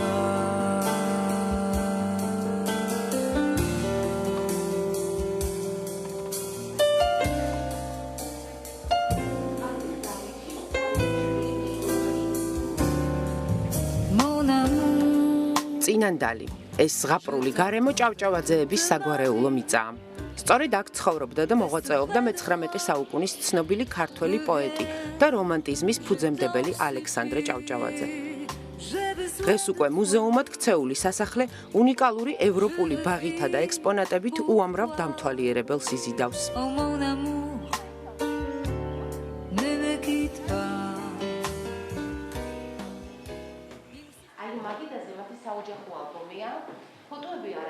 აი ეს დარბაზი გახლავ ჭავჭავაძეების ცნობილი ლიტერატურული სალონი, ადგილი, სადაც თავს იყრიდა როგორც ქართველი საზოგადოება, ისე უცხო ქვეყნიდან ჩამოსული სტუმრები. სხვადასხვა დროს აქ ყოფილან ნიკოლოზ ბარათაშვილი, გრიგოლ ორბელიანი, ვახტანგ ორბელიანი, გიორგი ერისთავი, ალექსანდრე პუშკინი, ალექსანდრე გრიბოდოვი, მიხეილ ლერმონტოვი, ფრანკი მწერალი, ალექსანდრე დიუმა, გერმანელი მოგზაური კალკოხი და სხვანი და სხვანი. აი აქ წაიკითხა პირველად ნიკოლოზ ბარათაშვილმა თავისი ლექსები მიძღვნილი ეკატერინე ჭავჭავაძისადმი. აქვე მოხდა გრიბოდოვის კომედიის ვაიჭკუისაგან საზოგადოების წინაშე წარდგენა. სწორედ აი ამ დარბაზში უკრავდნენ და მღეროდნენ თვითონ ალექსანდრე ჭავჭავაძის ულამაზესი ასულები და აქვე ჩაეყარა საფუძველი ქართული მუდმივ მოქმედი თეატრის დაარსების იდეას.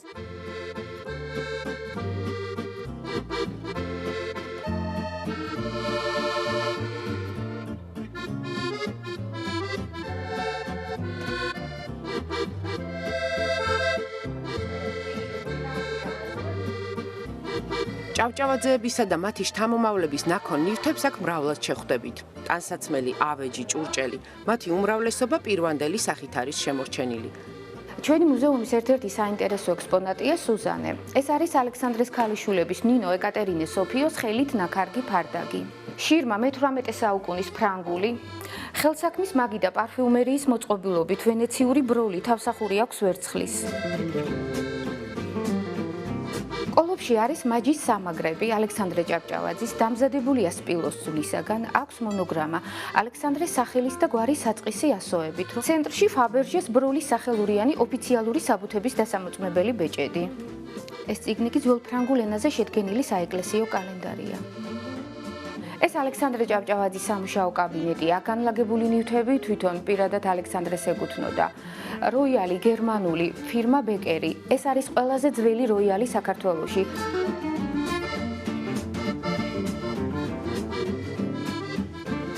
პოეტის კაბინეტში მისი ნაქონი მაგიდა და წიგნებიც ინახება. ეს ნივთი, როგორც აგვიხსნეს, მე-19 საუკუნის არისტოკრატების ერთ-ერთი თავშესაქცევი ყოფილა. თუმცა კალოსკოპით ჩვენც მშვენივრად გავერთეთ.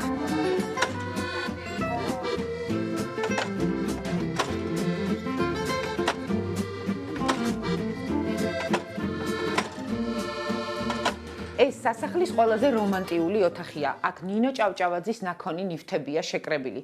ფრანგული სასაუბრო სკამი, ანუ სიყვარულის სავარძელი, როგორც მას უწოდებენ, სწორედ ნინო ჭავჭავაძეს და მის მეუღლეს, ალექსანდრ გრიბოედოვს ეკუთვნოდა. ეს ფრანგული ორიგინალური პიანინოც ნინოს სწორედ მისმა მეუღლემ საქორწინო საჩუქრად მიართვა.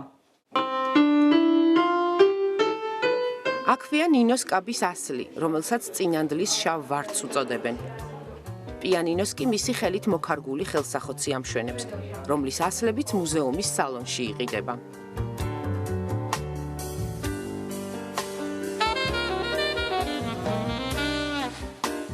სალონის გარდა ქვედა სართულზე ღვინის სადეგუსტაციო მარანია განთავსებული.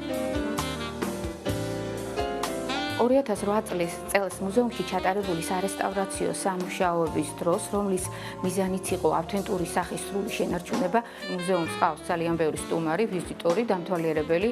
ამას განაპირობებს მუზეუმის ჭავჭავაძეების ისტორია, თვითონ შენობა, მუზეუმის ერთ-ერთ დარბაზში განთავსებული საგამოფენო სივრცე.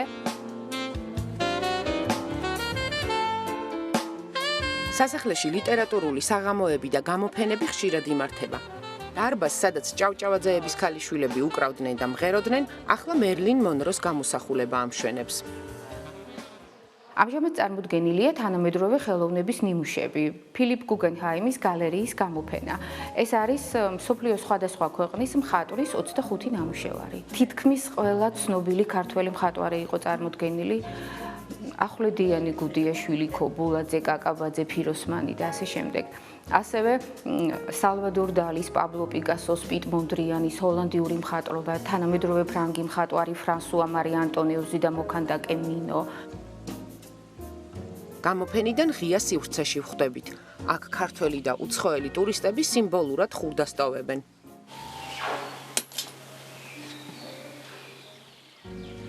საუკუნეების მანძილზე სასახლემ იერსახე რამდენჯერმე შეიცვალა. დღეს მუზეუმის საერთო ფართი 19 ჰექტარია, თუმცა თავდაპირველად მეფე ერეკლეს ალექსანდრეს მამისთვის გაცილებით დიდი მამული, გომბორის მთიდან კავკასიონის სამხრეთ კალთებამდე უბოძებია. მოგვიანებით სასახლე ლეკების შემოსევის შედეგად განადგურდა. როცა ლეკების შემოესივნენ შემოვიდნენ, მაშინ ამ დროს ჭავჭავაძეების კარმინდამოში მარტო ქალები იყვნენ აქ და ისინი ტყვეთა იყვანეს ის ქალები და ის ჭავჭავაძეს ის ერთ-ერთი ქალიშვილი დაიმალა ამ ფუღუროში და გადარჩა ეს ბავშვი. ბაღის განაპირას ჭავჭავაძეების კარის ეკლესიის ნანგრევია შემორჩენილი.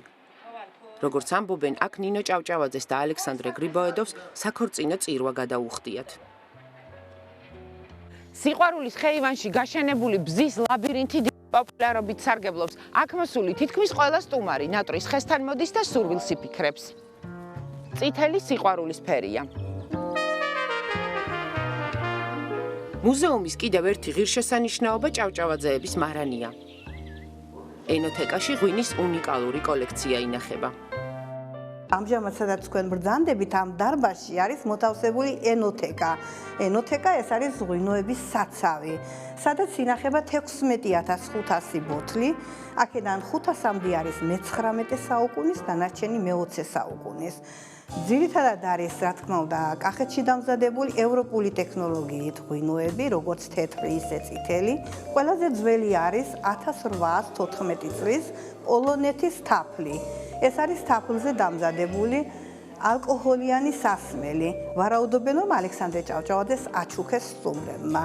ყველაზე მნიშვნელოვანი ენოთეკაში ინახება 1851 წლის საფერავი წინანდლის, რომელიც დამზადებული არის ალექსანდრე ჭავჭავაძის მიერ. ეს არის 5 ბოთლი. ინახება ფრანგული, ესპანური ღვინოები, ესენი ძირითადად არის საჩუქრები, არის 20-მდე ბოთლი.